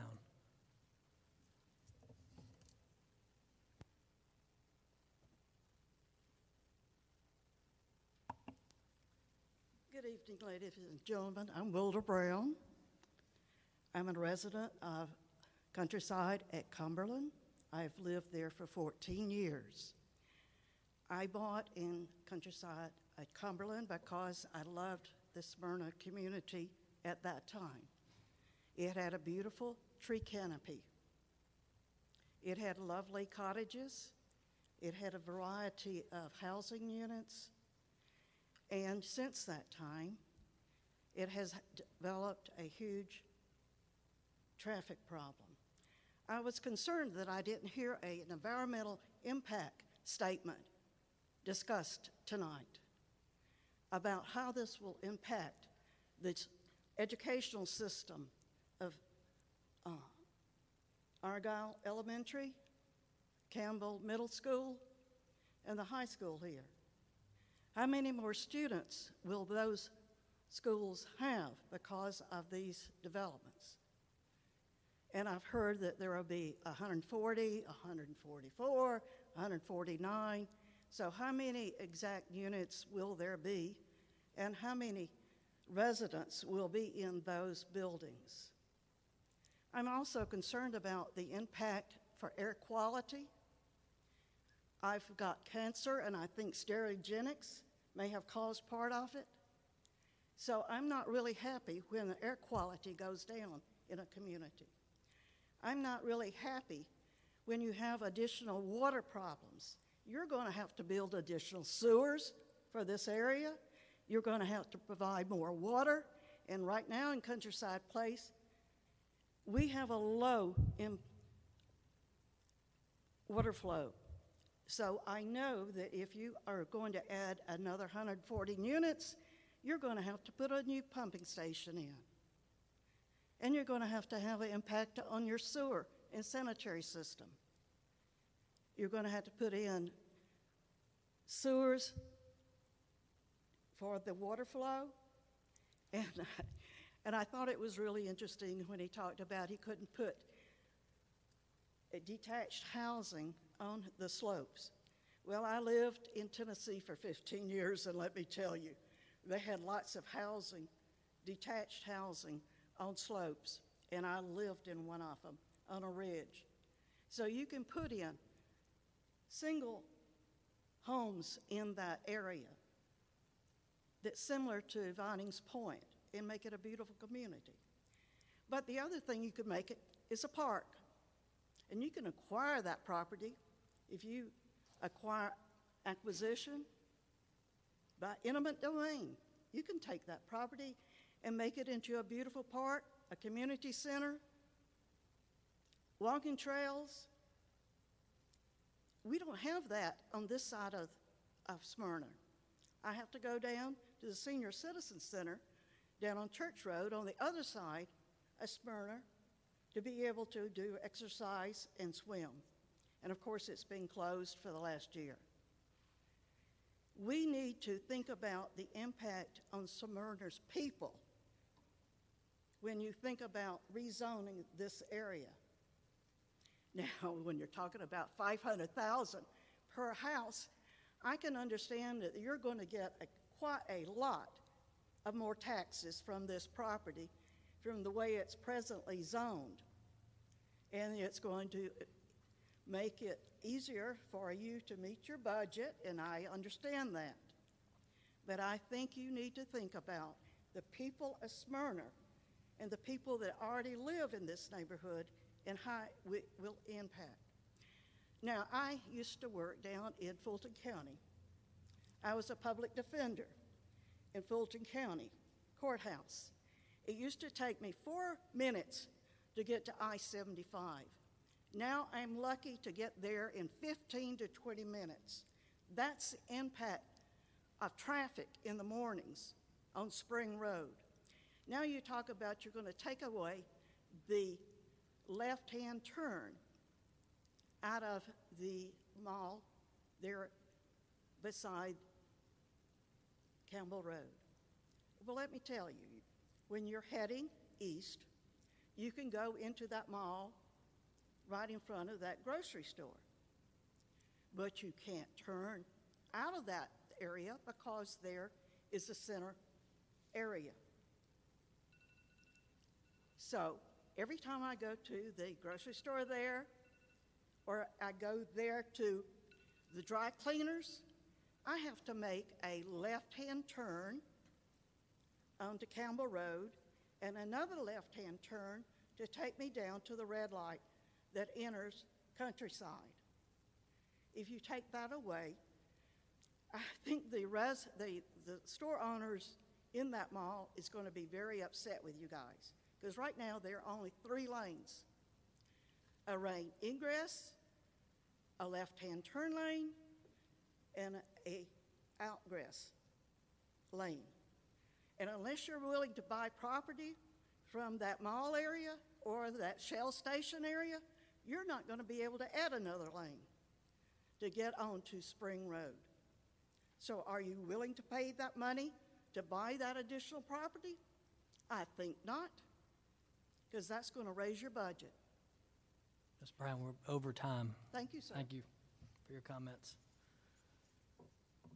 Next is Mr. Andy Jones.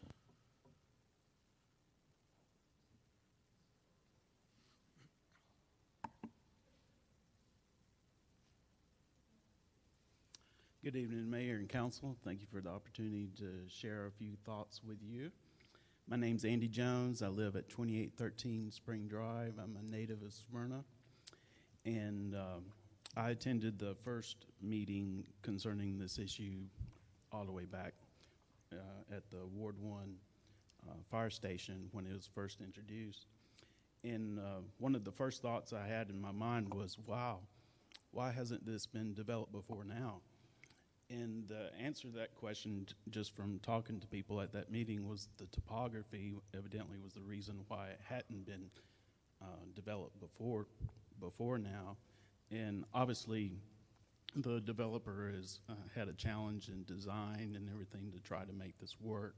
But on that subject, I'm still a little concerned about the water runoff and the retention and everything. So just from personal experience in working for the city, I know for a fact that there's been some properties on Bank Street and everything that's been affected by erosion and water runoff, and some of the houses have actually been taken as a result of that. So that might merit some more study before it actually, that's just a caution I have that might need to be looked into a little further. Obviously, being a native, I'm kind of biased toward Argyle Elementary since I attended there myself. And so I can't avoid being biased. I would prefer to keep Argyle. And I think personally, just for the record, it would have been the best use and best stewardship of the property for Cobb County to purchase the property and use it for upgrade for Argyle and perhaps a new building, outdoor recreation, amphitheater, those type of ideas. The only other suggestion I would have along, excuse me, along those lines would be, since we've had an election, would it be possible that the board would be open to an appeal on that? You know, since there's new people on the board now, I don't know if that's a possibility or not. So, but I think that would be the best use of the property. Another idea is that personally I like cookout. I would love to have a cookout here in Smyrna, and I would like to suggest that, just throw out for humor, I guess, having a cookout and have single-family homes in the back of it. Just throw that out as a possible suggestion. And then my last suggestion would be, as far as the traffic, one thing that might help, if you remember, I'm sure Chief Bennett remembers that Campbell Road used to be aligned differently to Spring Road, and it was changed to make it a T or a 90-degree to Spring Road. So the suggestion is to perhaps have both, have it the way it was originally at an angle, in that way traffic going eastbound on Spring Road could use that the way it was originally lined, and then the remaining space that's coming to a T to Spring Road could be used to go into Carolyn Road or Carolyn Drive, and then just a dedicated lane for turning left to go westbound on Spring Road. So those are my comments. Thank you. Thank you for being here. Ms. Donna Buffington.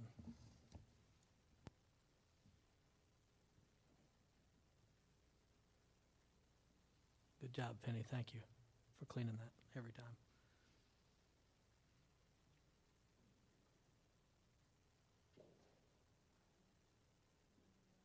We can't hear you. I'm not sure the microphone's on. Thank you. Hi, I'm Donna Buffington. I live at 1207 Bickham Way in Vinings Point. This is a very hard appearance for me because I love Smyrna and I'm a proud resident here. I'm a third-generation native Atlantan and have been living in Smyrna for 22 years since the inception of Vinings Point subdivision, having purchased the lucky 13th home built here in the first phase in November 1998. I invested in Smyrna and when Vinings Point and Wheelan's development, the Heritage at Vinings on Atlanta Road, were really the only large, brand new upscale subdivisions in the city, along with the smaller log cabin trace. We bet on the city in a very positive way and have been all in ever since. Excuse me for just a second. Yeah. I want to hear what you're having to say, but I'm having a little bit of a difficult time, so I don't know if you can get a little closer to the microphone or something. Can you hear me now? Yes. Okay, thank you. But we're here about this rezoning request from Inline Properties and also the current owners, who were actually also the people who sold Vinings Point, their lot too. But the one long, straight, contiguous boundary of the subject lot abuts our Vinings Point subdivision, which is single-family detached residential neighborhood homes. Now, for perspective, I'm a little surprised because the Zoning Commission, Zoning Commission turned this plan down in its last and most recent iteration, not only in July, but even as changed in December, they turned it down. And all that's changed since then is that they've eliminated a few of the townhomes to accommodate a few of the Vinings Point houses. I also want to basically incorporate by reference all the traffic and school issues. I agree with all of them, but I'm here basically because I'm on the property line and I'm concerned about what I call, or what I was calling, the Great Wall of Townhomes. Now maybe it's just the Big Wall of Townhomes. But rezoning is what this is presented as. And it is a major rezoning, but it impacts the now, I guess it's probably like 13 to 15 instead of 18 to 20 bordering homes on the long interior property line, This isn't really just as much about rezoning as it is about both specific and inherent variances that the developers seek to bootstrap onto the rezoning. My problem here is, like I said, the long wall of townhomes. It's a long contiguous, as has been addressed here. It's on the boundary, and we're not getting the 50-foot setback, basically, that we should be entitled to, because it's completely disparate. And, I mean, they've kind of admitted that. That's why they're changing to single-family, you know, cohesive houses down on that one end. But I guess their excuse seems to be, as far as we go, is that, like, oh, we can't build there in accordance with what we should do, so give us these variances and basically cram it down their throats. But anyway, back to being, okay. They are only able to do this by being zoned and variance into being able to build on the non-buildable ridge that comes up from the creek bed. They admitted at the zoning hearing in July that we were entitled to a 50-foot buffer, but we're seeking a variance down to 10 feet. Nothing in their development plan has changed as to the wall of townhomes other than shortening it, but it is no farther back from the property line than 6 months ago or 1 month ago. It's exactly the same in the new plan. There's still a disparate development vis-a-vis us, meaning the 13 to 15 affected homes on the border in Vinings Point, and we should still be entitled to the 50-foot buffer, which would preclude the wall of townhomes from being built. Unless they want to build comparable single-family detached residences to ours with 50 to 60-foot backyards, et cetera, we're entitled to the 50-foot buffer under the code. Rezoning like this with the change in setbacks and buffers that we are legally entitled to, undisputedly under zoning, and I assert also under the new zoning, since what will be put in is so disparate. Summing up, letting them build like this, if you do it, would actually basically constitute a partial taking on the part of Smyrna and a nuisance on the part of the development. The values of our houses, meaning again the 13 to 15 houses affected by that wall of townhomes, will be uniformly and quantifiably diminished from what they are now, and would continue to be if given the appropriate and required buffers. No matter what the development was, we would have been shielded from any conforming development by either a 75-foot under cob or 50-foot buffer. Instead, we will have, our home values will go down commensurately and quantifiably, and I, along with anyone who wants to join me, will be forced to seek compensation for the loss of value because it's a partial taking. And this ridge is not buildable in a reasonable conforming manner that would respect the zoning and municipal codes and our rights, but they are bent on building on the non-buildable ridge and doing it literally and metaphorically at our expense. Please don't facilitate this. Thank you. Thank you for your comments. We had one additional person sign up to speak, Miss Maggie Shannon. Happy birthday, by the way.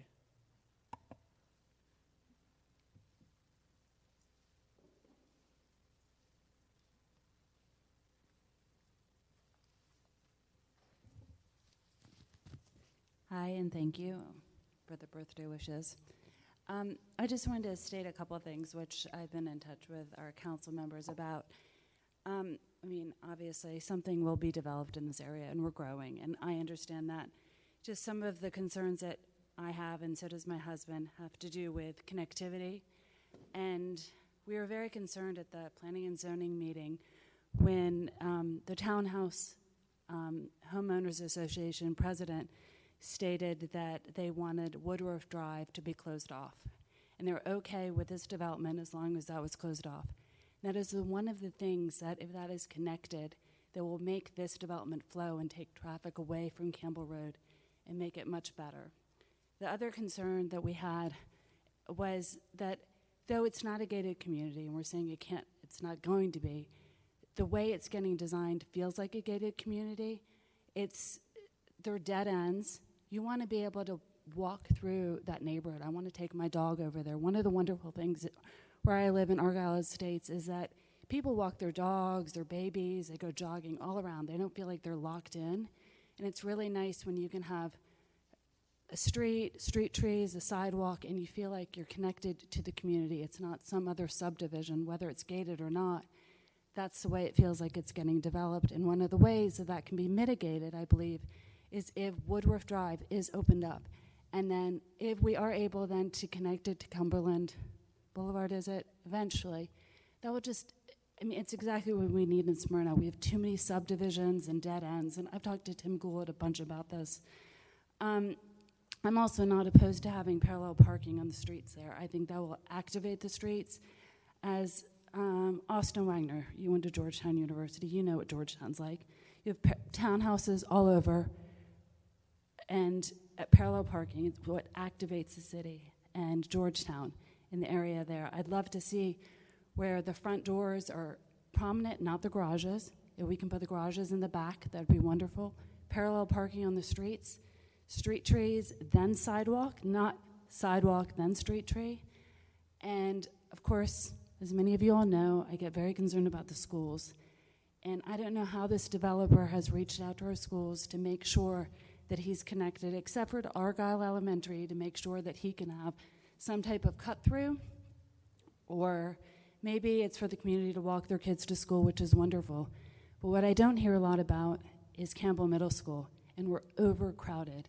We have 1,700 students. That's 350 students over capacity. Even with the new middle school coming up and opening up in this coming year, we're going to only have, they're taking 400 students supposedly, we'll only have 50 seats open.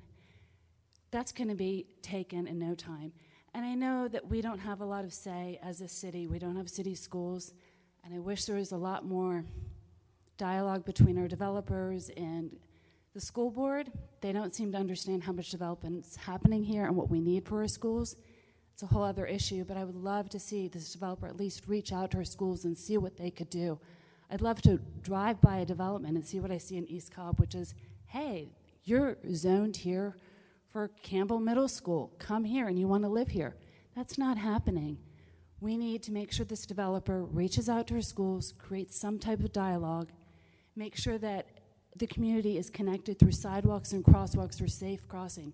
We're talking a lot about traffic and how dangerous it's going to be. It's going to be really dangerous for kids walking to school. When you live in that area, there's no bus for you. You have to walk to school.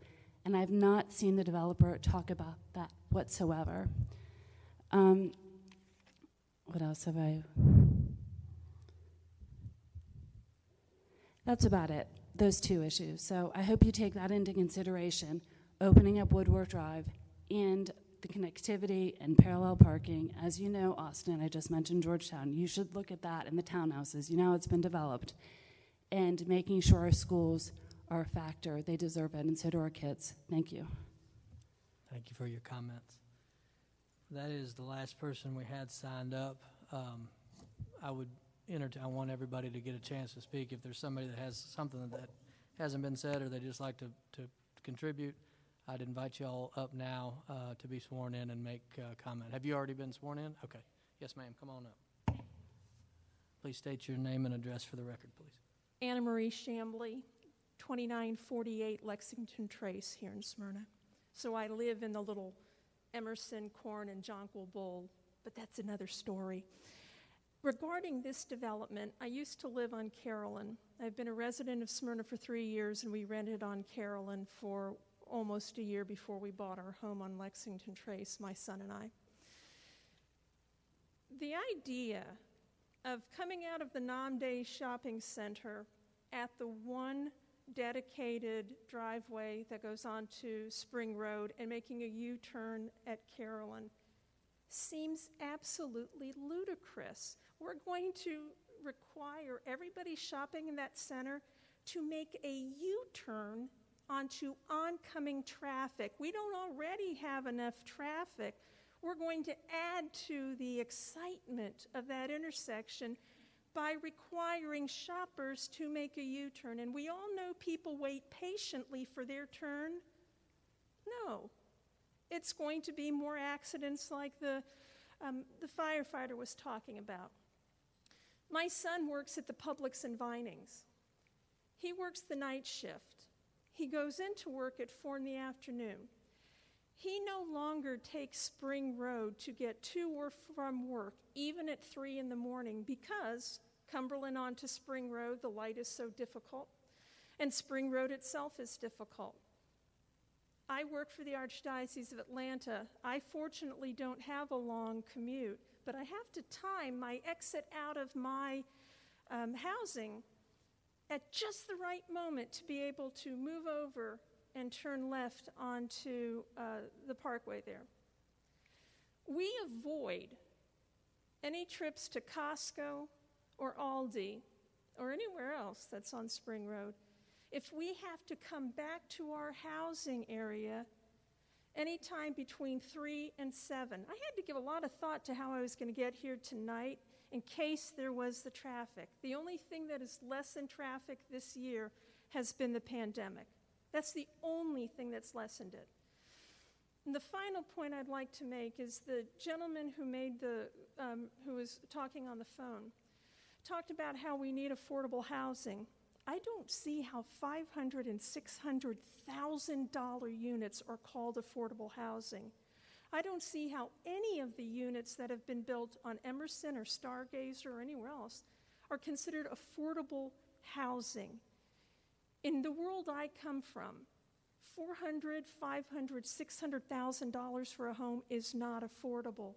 The people that shop at Namday, the people that shop at Aldi, the people that shop in the normal world do not afford $400,000, $500,000, $6,000 homes. If we're going to make affordable housing, then by God, let's make affordable housing, not more luxury homes that do not have owners already. Thank you. Thank you for your comments. Is there anybody else who would like to speak on this issue? We have one.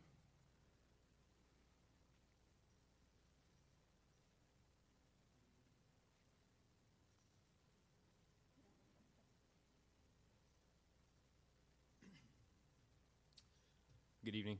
My name is C.J. Wilkes, 3279 Iceland Way in Argyle Estates. I think that a ton of information that I've listened to tonight has been relevant. I think that members of the council have done a great job in negotiating and trying to work on behalf of us, the citizens, at least as best that I can see. And I think the developers have done a great job in trying to fit this square peg into the round hole. Something's going to get built there. I think everybody knows that at some point. And I'm not really here to try and convince you one way or the other, because you're going to vote how you want. But I do think that the traffic situation, when we refer to the professionals that have conducted the traffic study, I would assume that a professional designed that intersection to begin with. And it is awful. And I think that anyone's ever sat there coming out of the Nam de Moon, trying to get on a spring Campbell, it's terrible. The stoplight should be on the other side of the parking lot, right? When we put all the median in, we should have a stoplight over there and eliminated coming out that side of the parking lot altogether, right? I'm not a traffic professional. I just can think. And so, anywho, there's that. The other, and really the only thing that applies to me really in this, I think, is the traffic that comes down Campbell Road. It's already gotten worse. I've lived in Argyle Estates for 4 years, and in that time frame, the traffic probably associated with the development on Spring Road and the Battery has gotten increasingly worse. And that's fine if people drove with some sense, but they don't, and that is what it is. So any increased traffic coming from Atlanta Road down Campbell Road to this development is only going to increase the problems that I think we experience on that side of Campbell. So all of the traffic studies that I've listened to tonight have to do with that intersection over on Spring Road, and I don't think that anybody has even considered, well, they probably have. It just hasn't been talked about tonight. The impact, if I lived in that neighborhood, frankly, and I'm coming home, I'm not going to get off at Cobb to come by the Battery to come home. That's not how I'm going to come home. going to get off at Paces Ferry because I can take rights the whole way. That's how I'm coming home. And so it's going to increase. The people that live in that neighborhood are actually going to, once they live there for a few minutes, they're going to say, I'm never coming home down Spring Road. I'm coming home down Atlanta Road, Campbell Road to come into my house. And so, which means that they're going to be coming down that road going 55 miles an hour, and I'm going to be crossing the street with my daughter, trying to go on a walk in the pedestrian crosswalk that we have there that no one stops for already. And so that's my concern, and I would like that addressed either by the city, if this development goes in, through speed humps on Campbell Road or some other type of traffic mitigating issue with speed. But I think that's probably, in terms of traffic, I think that's a bigger concern for me living in that area. Thank you. Thank you. Anyone else? All right, seeing none, we will close the public hearing portion. That's item E, and we'll proceed with item F. This is ordinance 2020-01, approval of ordinance 2020-22, annexation request, 100% owners requesting annexation, all tractor parcel of land lying and being in land lot 775, 810, and 811 of the 17th District, 2nd Section, Cobb County, Georgia, a total of 23.95 acres at 2320 Campbell Road, Smyrna, Georgia, 30080. Inline Communities, LLC, will be effective February 1st, 2021, and a part of Ward 1, and authorize the mayor to sign and execute all related documents. This is in Mr. Glenn Pickens' ward. Mr. Pickens. Thank you, Mayor. Are we opening to council discussion right Sure, now? we can do and can I call Rusty up for a few more questions? Sure. Okay.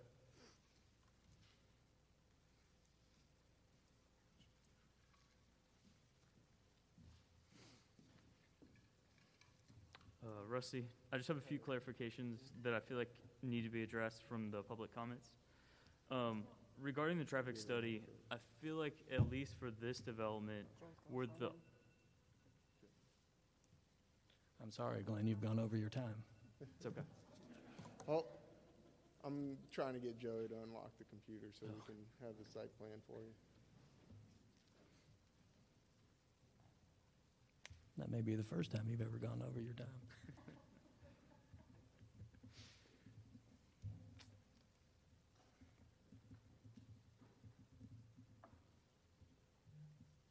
No, it's fine. Let's do it. All right, can you repeat that question? Yeah. Regarding the traffic study, it was either this one or one that I've read for a different development. Weren't the new upcoming developments considered as part of this study? The ones for like Cumberland Church and all that? The applicant has the actual, we can call the traffic engineer that developed the study, and he can give you the specifics with respect to what was added with respect to assumptions made for the study. Okay. But we can do that in a second, or is there any other information that? Yeah. Another one is the Namde Moon median that has been addressed multiple times tonight. That's not a for sure thing, correct? It's a conceptual plan at this point. Subject to change. Yes, when we do the full engineering for the site, they'll figure out if it's feasible and if it works. If not, then there'll have to be some other kind of method or no method at all. Okay. I think that's all. All right. You want me to call the applicant up first so he can answer your question? Yep.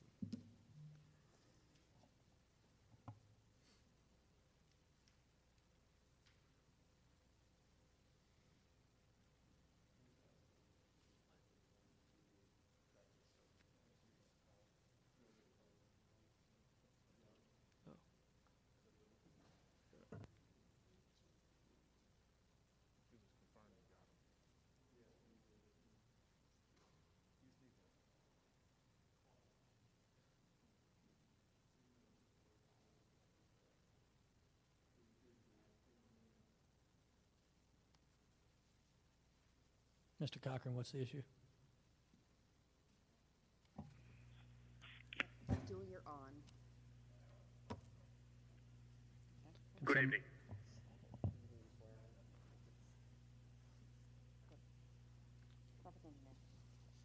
I believe what we have on the phone is Mr. Abdul Amir of A&R Engineering, who is the professional traffic engineer who conducted the traffic studies and updates. And so I think that per Mr. Martin, we want to make sure any questions that were specific study questions could be answered by that specific engineer who handled it. So I think Mr. Cochran just want to make sure who was about to come on the line. Understood. Because it was a closed zoning hearing, but that's up to Good to city proceed, Mr. Cochran, or no? Somebody give him a microphone, please. Yeah, I mean, I think we're fine if this is, these are questions related to the annexation, because I think the annexation's tied obviously to the zoning, but we've closed the zoning hearing. So we're just answering questions, I guess, that are relative to whether or not you guys are going to vote to annex the property. Understand, okay.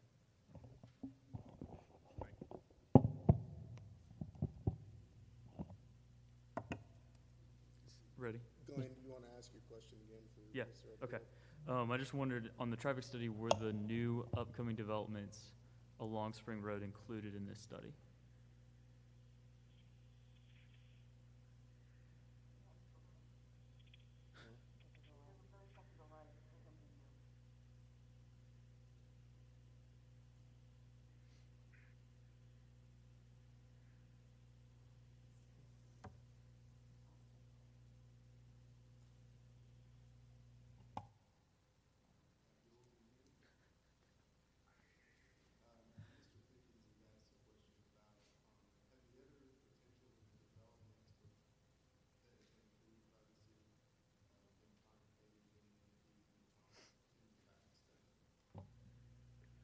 Yes, we have.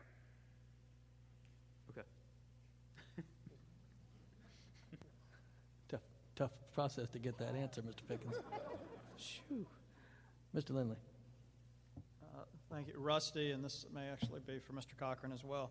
I wanted to have you all comment on the comments from the resident in the back that's in Vinings Point that referenced the partial taking with the buffers. Can you explain again what's going on there? Because I know when I walked it with Councilman Pickens, we noticed the significant buffer that Vinings Point residents have from the back of their lot to the overall HOA property. And then as we look at the Great Wall of townhomes, as it was noted, where they are in proximity. So can you all sort of update the room on what that means? Yeah.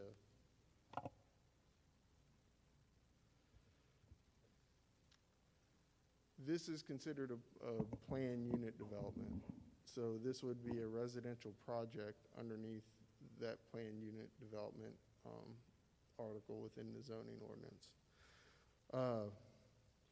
Section 1013.3 states, for a residential group project, a buffer area, a buffer strip with a minimum depth of 10 feet adjacent to every exterior property line shall be provided, excluding the portion which abuts a street right-of-way. Said buffer shall be part of the maintained common area. And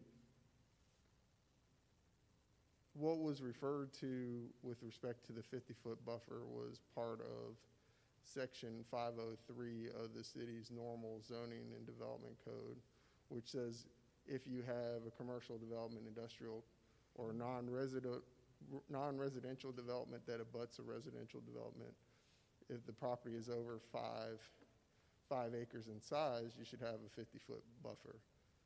But on the screen here, if we go back to the planned unit development, which is Article 10 of the zoning ordinance,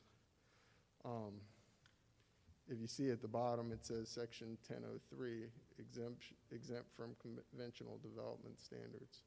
And it says, when a development standard specified in this article for planned unit development are in conflict with conventional standards specified elsewhere in this ordinance, the standards specified here shall apply. So the first ordinance I read you was from the residential group projects for planned unit development. It requires a 10-foot buffer. They are providing a 20-foot buffer at this point along that property line. In addition, they have a minimum 35-foot setback. The houses are probably going to be a little bit further back than that. So they have a 20-foot buffer within that 35-foot setback. Rusty, along the same lines, if you don't mind, how would that differ compared to the existing zoning, if it's an O&I or neighborhood shopping? Would the distance be roughly the same, different, less, or more? It really depends if it's a planned unit development or just a straight zoning category. If it's a commercial or non-residential use and it abuts a residential use, if it's less than 5 acres, it's a 10-foot buffer. If it's over 5 acres, it's a 50-foot buffer. But ultimately, all the different planned unit developments, planned shopping center, planned office center, and all that, they all have different requirements for buffering. So I can't answer that your question specifically is, but generally that's how it all goes. So I guess I'm still trying to understand that too. So if it's residential and it abuts the commercial, whether it's the neighborhood shopping or the O&I, what is the buffer requirement? Let's say for O&I, because that's the one that goes back into the property. Is that correct? And then the neighborhood shopping's the one near Spring Road? Yeah. So if it abuts the residential. It depends if it's not a planned unit development, the property is over 5 acres. So it would be a 50-foot setback. But if it's part of a planned development, it has a different requirement. I'm not prepared to answer a planned office development because that's not what's under consideration today. Okay. But thank you. But for a residential group project, the planned development requirement says a 10-foot buffer, and then the planned unit development says the planned development requirements override the conventional development requirements. Okay, thank you. Any other questions or comments? Thank you, Rusty. Any other discussion amongst the council? Okay. Does somebody else want to say something? I do want to thank the staff and the attorney for the applicant and all the work. I can tell that they've gone into it. I'm really torn. I think I like the product and I feel like the number of units. I see they tried to work with the community, but I still am very concerned about the issues with the traffic and the current businesses that are there, and the residents that are trying to get out of that area every day. That's my biggest concern. But thank you. I think it should be added in those. Thanking folks is Councilman Pickens. No matter where you fall on this issue, he has put the time in and a ton of work on this particular project. So, thank you for your diligence in looking at every angle of this development and all things considered. Mr. Pickens. Yeah. Before I guess make my motion on this, I'd like everyone just thanks for coming out tonight, and Kevin just being willing to work with me on things, and I was kind of surprised at how well it worked. But I just think when we look at this development, obviously we're not making the motion for the development right now. But we have to look at like where we started and where we are now. We went from 300 units to 144 units. This also gives us the connectivity piece that has been talked about. Rusty's requirement of connecting to Woodruff then allows us to begin using that connectivity that was in the Spring Road LCI plan to help alleviate traffic along Spring Road. And these are like the steps that we need, because if you look at what's along Spring Road right now, everything is dead-ended neighborhoods that funnel into Spring Road. But if we can start building out these pieces of other roadway, then we can start solving the issues that we have. And I think this is a big piece to begin that process for the city. So with that, I'd like to make my motion to approve the annexation ordinance 2020 or 2021-01. Have a motion. Do I have a second? Second. Second by Mr. Gould. All those in favor, please vote. All those opposed? Okay, it's approved 4-3 with Dr. Wheaton, Councilwoman Wilkinson, and Mr. Wagner voting in the negative. Item G, 2020-539. This is the final vote. Zoning request Z19-019, rezoning from NRC and O&I to RM10 PD for the development of 144 residential units at a density of 6.01 units per acre, 23.95 acres, land lot 775, 810, 811, 2320 Campbell Road, Inline Communities, LLC. Mr. Pickens. Thank you, Mayor. As said before, I think this is an important piece of the city. We've all said that something is going to get developed here, whether it's this or something else. And the talk of traffic and everything, at one point, does a density change make us happier? You know, we can say we go from a 144 unit to maybe 125 unit, and then we're okay with it. But I think this is a good plan, and I think the developers have worked well with the city, and I'd like to make the motion to approve 2020-539. Have a motion. Do I have a second? Second by Mr. Welch. All those in favor, please vote. Opposed? Okay, it's approved 4-3 with Mr. Wagner, Ms. Wilkinson, and Dr. Wheaton voting in the negative. All right, item 5, privilege licenses. 5A, license 2020-24, privilege license request, license 2020-24, liquor retail pouring at 666 Smyrna Hill Drive. Is that right? 666 Smyrna Hill Drive? Sparkles of Smyrna Incorporated, doing business as Sparkles Smyrna. Glenn Cooey is the owner and applicant. Mr. Bennett, the background, please. Thank you, Mr. Mayor. Glenn Cooey is registered agent for Sparkles of Smyrna Incorporated, DBA Sparkles Smyrna. Request privilege license for the sale of liquor, retail pouring at 666 Smyrna Hill Drive. This location has active alcohol licenses for beer and wine pouring. Glenn Cooey will be the registered agent responsible for the sale of alcohol at the referenced location. Mr. Cooey has been given a copy of the alcoholic beverage ordinance and attended the mandatory alcohol awareness workshop. A background investigation conducted by the Smyrna Police Department failed to reveal information that would preclude the issuance of this license. Glenn Cooey has agreed to abide by the guidelines set forth by the City of Smyrna ordinance governing the sale of alcohol.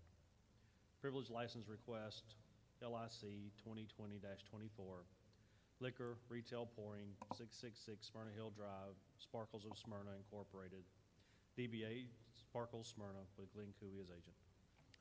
Thank you, Mr. Bennett. And I see that the applicant has come up to tell us about drinking liquor and roller skating. All right, Glenn Cooey, live in 4441 Dobbs Crossing in Marietta, Georgia. We've been in this skating business since 1970, and original owners, and that was the address given to us, 666. But anyway, we have had over the years, we've had a lot of adult parties, corporate parties. We have different events, whether it's family reunions, and we have been, we've had our beer and wine license, I think, since 2013. And we've had a lot of requests for mixed drinks. So that's what we're asking for, is to be able to cater to those folks that want the after-hour parties or they want the corporate parties. We've dealt with corporate parties already, such as Spanx, such as Tyler Perry Studios, different ones. We've had different banks. So this, I think, would be a good thing for the skating rink in bringing in these additional parties. Thank you. This is in Ward 4. Mr. Welch, any questions, comments? No, I guess the same applies here as any other liquor license. You know that we do sting operations on occasion, sending in underage people to check things out. Yes, sir. And you have passed all of your requirements. I'm sure you wouldn't be here tonight. Mayor, I don't have any other questions. With that, I'd make a motion to approve item 5A, privilege license request LIC 2020-24. Have a motion. Do I have a second?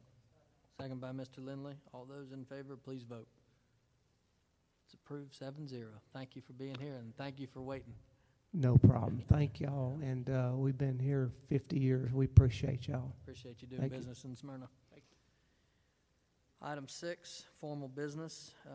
6A 2021-016, approval for the City of Smyrna's participation in the Phase 3 Top-End Transit Study in the amount of $17,200, and authorize the mayor to sign and execute any related documents. Mr. Bennett, the background, please. Yes, sir. The City of Smyrna has been a participant in the Top-End Transit Study with 6 other municipalities and 4 community improvement districts since 2018.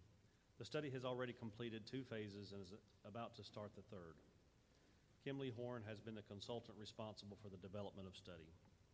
The first phase of the study was the transit feasibility study that compared a rail-based system versus rubber wheel-based system, as well as evaluated the local special service districts and revenue. The second phase of this study was the pre-project development study that analyzed travel time, ridership forecasting, system maximization, and project costs. The third phase of the study will focus on 3 components, one being preliminary station plans and project development, 2, project messaging and communication materials, and 3, funding refinement and draft legislation. The total cost of the Phase 3 top-end study is $330,000. Given the unprecedented opportunity for regional cooperation, Atlanta Link is contributing $200,000 in federal transit funding toward the completion of Phase 3. This leaves $130,000 for the remaining cost of the study to be split amongst the 7 municipalities and 4 CIDs. The City of Smyrna's share of the study is $17,200, which is prorated by relative population. Approval for the City of Smyrna's participation in the Phase 3 top-end transit study in the amount of $17,200, and authorize the mayor to sign and execute any related documents. Thank you, Mr. Bennett. Any discussion amongst council on this? It's a good thing that we're involved with, and it includes all of the cities from here all along the top end of the perimeter. Good discussion and worthy to be part of, in my view. I'll need a motion on this. Mr. Gould? Be happy to make it, Mr. Mayor. I think it's a great, it's great for us to be part of it. It's such an important project to have a role in. So with that, Mr. Mayor, I move to approve item 6A, 2021-016, as previously read. Have a motion. Do I have a second? Second by Mr. Wagner. All those in favor, please vote. It's approved 7-0. Thank you. Next item is 6B, GRA 2021-01, authorize the City of Smyrna to accept and the mayor to execute the 2021 LMIG, which is Local Maintenance and Improvement Grant application from the Georgia Department of Transportation in the amount of $464,167.78, and to supplement this grant with a required 30% match, and authorize the mayor to sign and execute all related documents. And Mr. Bennett, this is all for resurfacing, right? Can you read the background, please? Yes. Authorize the City of Smyrna to accept and the mayor to execute the 2021 LMIG Local Maintenance and Improvement Grant application from the Georgia Department of Transportation in the amount of $464,167.78, and to supplement this grant with a required amount. The Georgia Department of Transportation has informed the city of the availability of an LMIG grant for the fiscal year 2021. The funding from this grant and our 30% match will allow the city to resurface several streets in 2021. Public Works recommends authorization for the mayor to execute the 2021 LMIG grant application for $464,167.78 and to supplement this grant with a required 30% match, and authorize the mayor to sign and execute all related documents. Okay, I'm going to ask our budget chairman, Mr. Welch, if you'll handle this issue, please. Thank you, Mr. Mayor. I want to add a little something to that. This is a grant that we get from the Department of Transportation every year based on the linear footage or miles of roadway that we have within the city. It fluctuates slightly on an annual basis, but we appreciate DOT giving us a little bit of money. I'd like to make a motion to approve item 6B, GRA 2021-01, and authorize the mayor to sign all the documents with the associated with the grant. Have a motion. Do I have a second? Second by Mr. Lindley. All those in favor, please vote. It's approved 7-0. Thank you. Item 7 is commercial building permits. We have none. Item 8 is the consent agenda. Mr. Bennett, can you please read the consent agenda for council approval? Yes, sir. Item A, 2020-513, approval of the December 3rd, 2020 Committee of the Whole meeting minutes. Item B, 2020-492, approval of the December 7th, 2020 pre-council meeting minutes. Item C, 2020-493, approval of the December 7th, 2020 mayor and council meeting minutes. Item D, 2020-545, approval of the December 17th, 2020 committee of the whole meeting minutes. Item E, 2020-546, approval of the December 21st, 2020 pre-council meeting minutes. And item F, 2020-547, approval of the December 21st, 2020 mayor and council meeting minutes. Thank you, Mr. Bennett. Do I have a motion to approve the consent agenda? So moved by Mr. Lindley. Do I have a second? Second by Mr. Pickens. All those in favor, please vote. It's approved 7-0. Item 9 is ward reports. We'll start tonight with Mr. Glenn Pickens. Thank you, Mayor. I've probably used up all my time for tonight.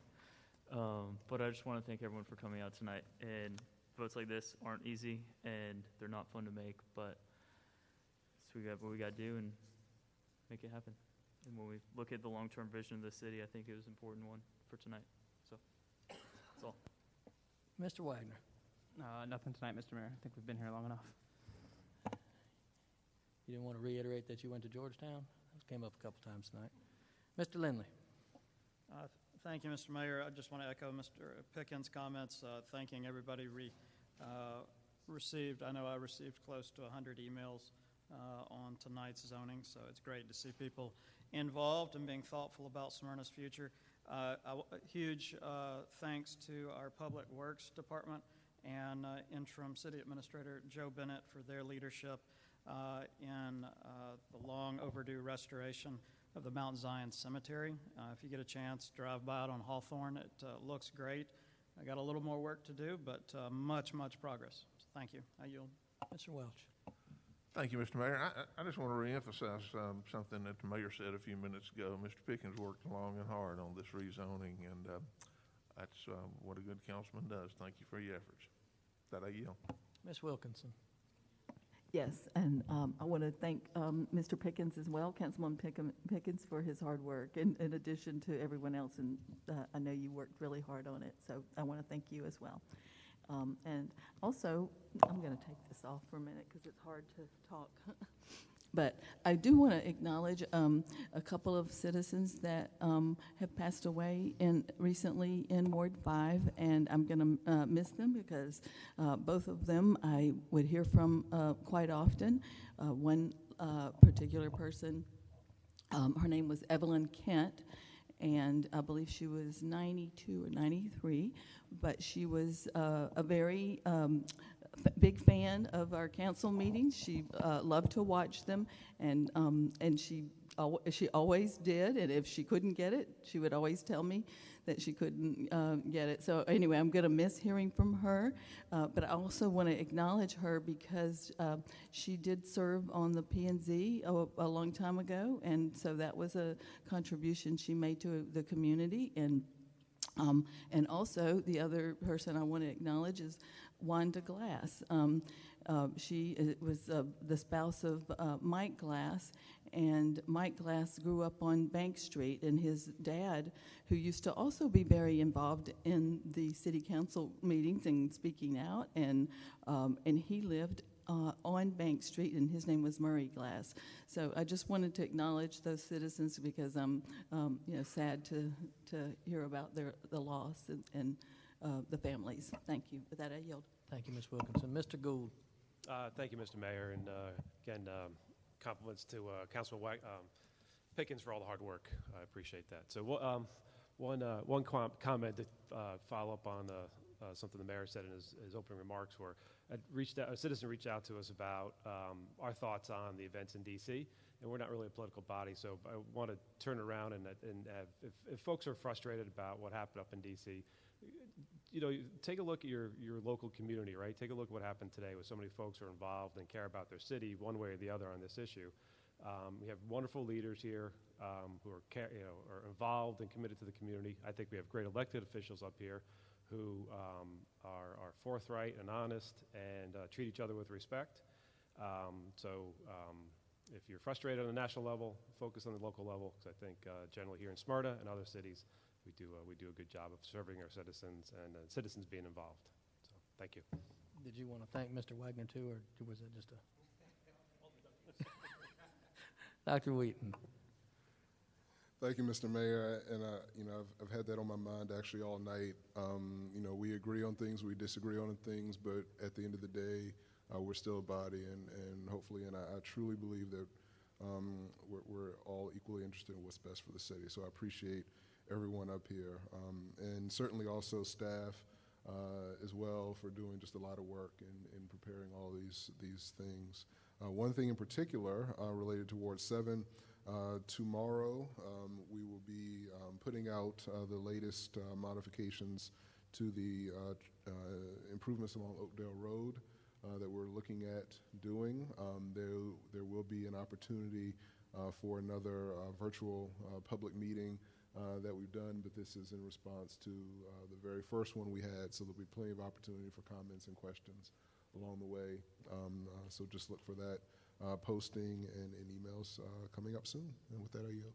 Thank you. I'll just, while we're thanking folks, I want to say thank you to our law enforcement who's here each and every meeting to make sure that we're safe. Thank you for all that you do to make sure we are safe. Mr. Cochran, anything you have? Mr. Bennett? No, sir. Ms. Heather? Okay. Item 10 is show cause hearings. We have none. Item 11 is citizen input. If there's anybody out there who has not provided citizen input but would like to, I would invite you to at this time. I didn't think there'd be anybody. All right. If there's no other business to be brought before this body, I declare us adjourned at 9:58. Thank you all so much.